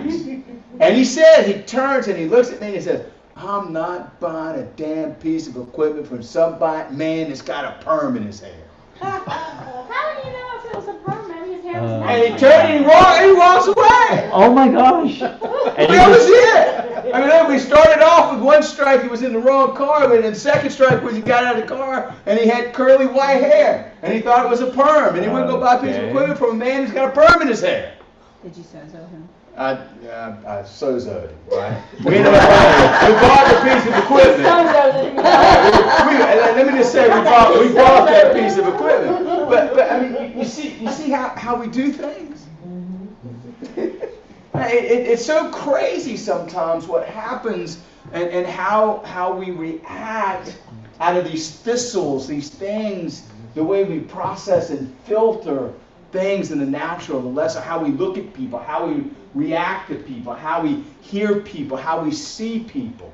And we got to be, that's why Paul goes at length and says, "Do not judge anyone by the flesh, only by the Spirit," right? If we could learn to minister like that, what would happen if we begin to minister to people, not looking at the external, and because I'm telling you what happens. Again, I've been around long enough to know. You walk up and you want to begin ministering to somebody, and you're looking at them, and you begin ministering to them out of the lesser, out of what you see. Instead of really hearing God and ministering to that person's soul, their heart, their spirit, based on what you see. So I'm asking you guys all the time, look at me, what do you see? Look at me, what do you see? See, I'm training you. I'm trying to get you to the point that when you walk up to minister to somebody, right, you're going to look at them and you're going to hear me in the background. Look at them and what do you see? I want you to stop looking at the outer wrapper, the external. I want you to see what God is seeing and saying about them. You want to change a person's life, you prophesy or minister to them out of what you're hearing the Spirit of God say about them. But it's so easy. We walk up and we want to prophesy. You know, "Oh, great woman of God, you're like Shaka Khan. You're gonna be able to sing." And I mean, and it's like that. What is that, right? I mean, it is soulish. It's soulish. It comes out of the lesser. It's just bad. But how many times have we seen that happen, Bill? Pastor Linda, before she even married Eddie, I knew Eddie. And I knew him from Trailer Park that a friend of mine were doing Bible studies on whatever night it was, and he was there. He was all there all the time. He knew the manager of the trailer park. So I walked up to him one night. He just aggravated me. Just aggravated. But you couldn't tell why either, could I couldn't tell why either. I was trying to do the Vulcan mind meld, everything. You know? I was like, what is this? I couldn't read. Judy tells me I couldn't read them. And so anyway, That's probably it. I walked up to him and I said, I don't like you. And he busted out laughing, which infuriated me. Oh, no, no. Gas on the It's fire. on now. It's on now. He's laughing at me. So anyway, what's so funny is I did that to him, and then months later, I was being attacked by the same people that I was ministering to. I mean, just tore into.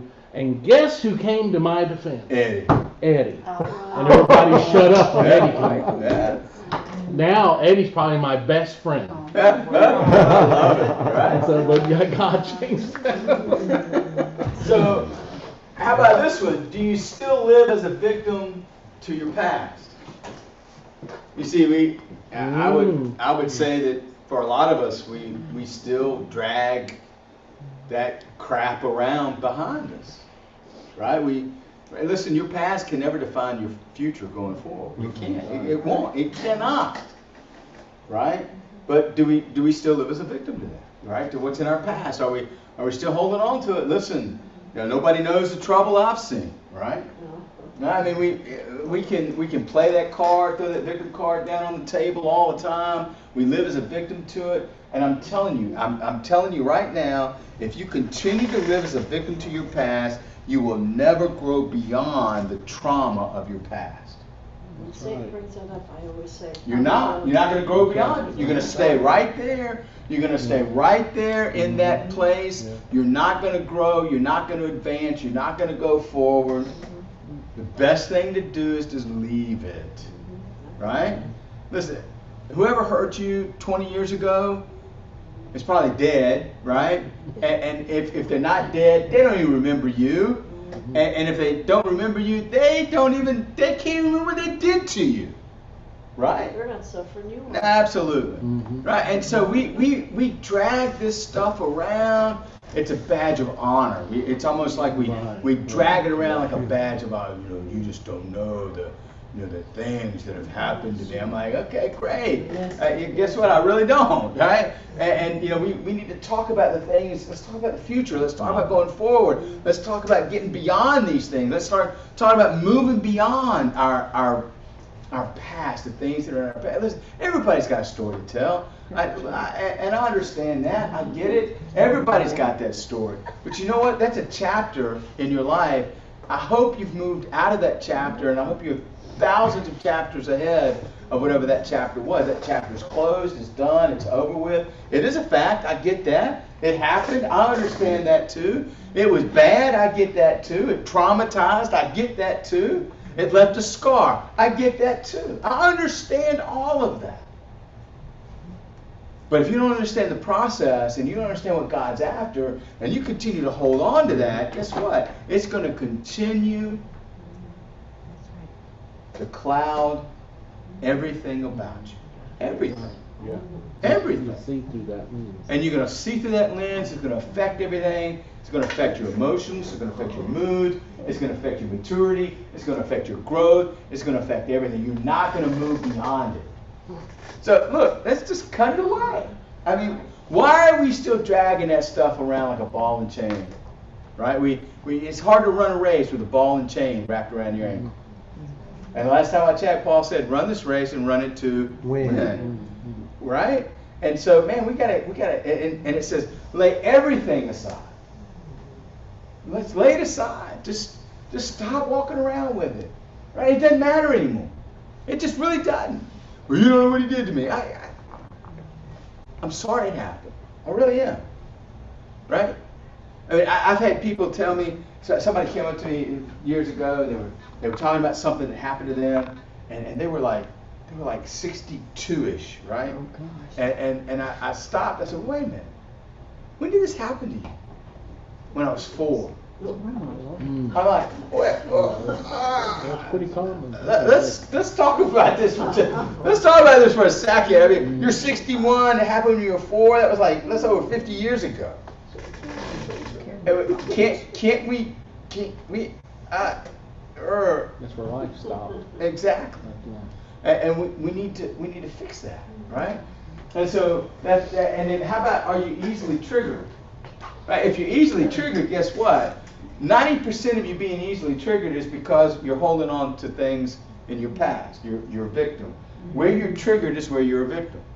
If I can trigger something, you're a victim in that. Whatever it is, if I can poke your button, pull your trigger, right? If I can push your button, I guess that's the proper term, not poke your button. Push your button, right? If I can push your button, right? Poke you, right? Don't poke the bear, right? If I can get that, right? And what's happening is that trigger, whatever that trigger is, whatever triggers that emotion, whatever triggers that reaction, right? There's something there. There's a thistle. There's something there. You're still holding on to something. But you can manipulate people and control people through that too. Without a doubt. I'd like to say I was never guilty of it, but I can remember I told somebody in this church when I was here about the first or second time, that I can't remember, but that somebody had hurt me or called me dumb, that I couldn't learn. And I do not know to this day why that impacted me so much. But it's what you're talking about. It was coming back. And why? I have no idea, but I've let it go. Good, because God wanted you to deal with it right then and get rid of it, right? Yeah. I mean, I get it. How about this one? Are you jealous? Are you jealous? Or maybe a donut. Yeah. But, Man meal. I'm jealous. I covet your cheeseburger, right? The man, are you jealous, right? I mean, you look around, really jealousy is coveting something that somebody else has, really is what it boils down to, right? You jealous of where somebody lives? Are you jealous of their car? Are you jealous of their job? Are you jealous of their marriage? Are you jealous of their children? Are you jealous of their educational level? I mean, what do you, right? I mean, it was so strange one time. We were in Covenant Partners. It was a couple years ago. We're sitting in Covenant Partners, and Denise and I were standing here. We were asking people, "Hey, you got any questions for us?" And just kind of open the floor up. First question. Oh, God. First question. Somebody raises their hand. Here's the first question to me. Never in all my life. First question. What's your IQ? Holy Oh, cow. Yeah. Oh my goodness. What's your IQ? Oh, my goodness. Wow. Did that trigger you? Not a bit. I said, I have no idea.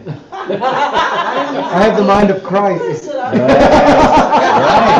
There is. Yeah. If you could catch Throw the mic drop, right? I have no idea. I don't know. Well, have you never been tested? No, not to my knowledge. I've never been tested. How'd you get Right? retained? Right? So, Why are you here? I mean, it's crazy, right? I know that's Are you easily angered? Do things just pop you off? I mean, just the littlest thing. Just little things, just right, and pop. You know? Yeah, it depends on the mood, right? Depends on the sudden change of circumstance, right? See, all of these things play into this. So how easily are you angered? How about this one? Do you feel out of control? Do you feel out of control? Right, so the day gets going, things pile up. Do you feel like you're out of control? It's not yours to control anyway. But that's a whole other story. We'll talk about that as we keep pressing forward. But do you feel out of control?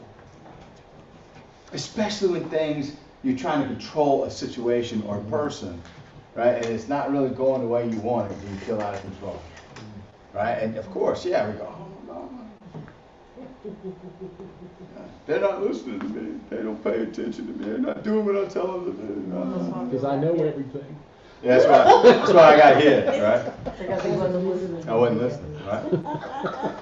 So, do you see how these questions, this test, I mean, this really becomes, this is the foundation of everything that we're going to be talking about. From this point on, everything that we talk, Good Lord.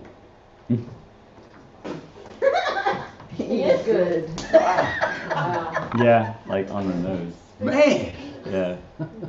All right, so you guys are gonna start praying that time stops and stands still. Because I got a lot to do. We have a half a slide this class. I got a lot to do. I got a lot of ground to cover. We didn't even get a half a slide. We had 3 blocks on this slide. Joshua prayer. That's right. Yeah. Somebody, we gotta stop Who's time. willing to come in Saturday? That's right. Take slides. Can we have overflow?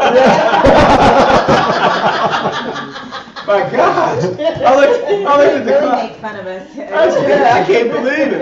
It's 8:30. I'm like, you guys Those Bill people. That's right. Oh gosh. Wow. Makes sense? Did you learn something tonight? Right? We've laughed a lot. We've had a really good time. It's been very good and very interactive. And that's a good thing because remember, you only remember to the level of your participation. Right? And so when Holy Spirit gets in this place where it's very interactive and we're laughing, we're kind of laughing at ourselves, we recognize these things in us and we kind of chuckle and laugh and go, okay, I got that one, right? I mean, these are good things because Holy Spirit is really working, right? Really working. What'd you learn tonight, Pam? I heard him say, as I praise you for the new wine, you turn towards me, and I will lead you down the path of life that will fill you with my presence. Come on. Amen to that. Miss Robin. Rest well in him and dream of my destiny. Ooh, yeah. Mhm. Yeah.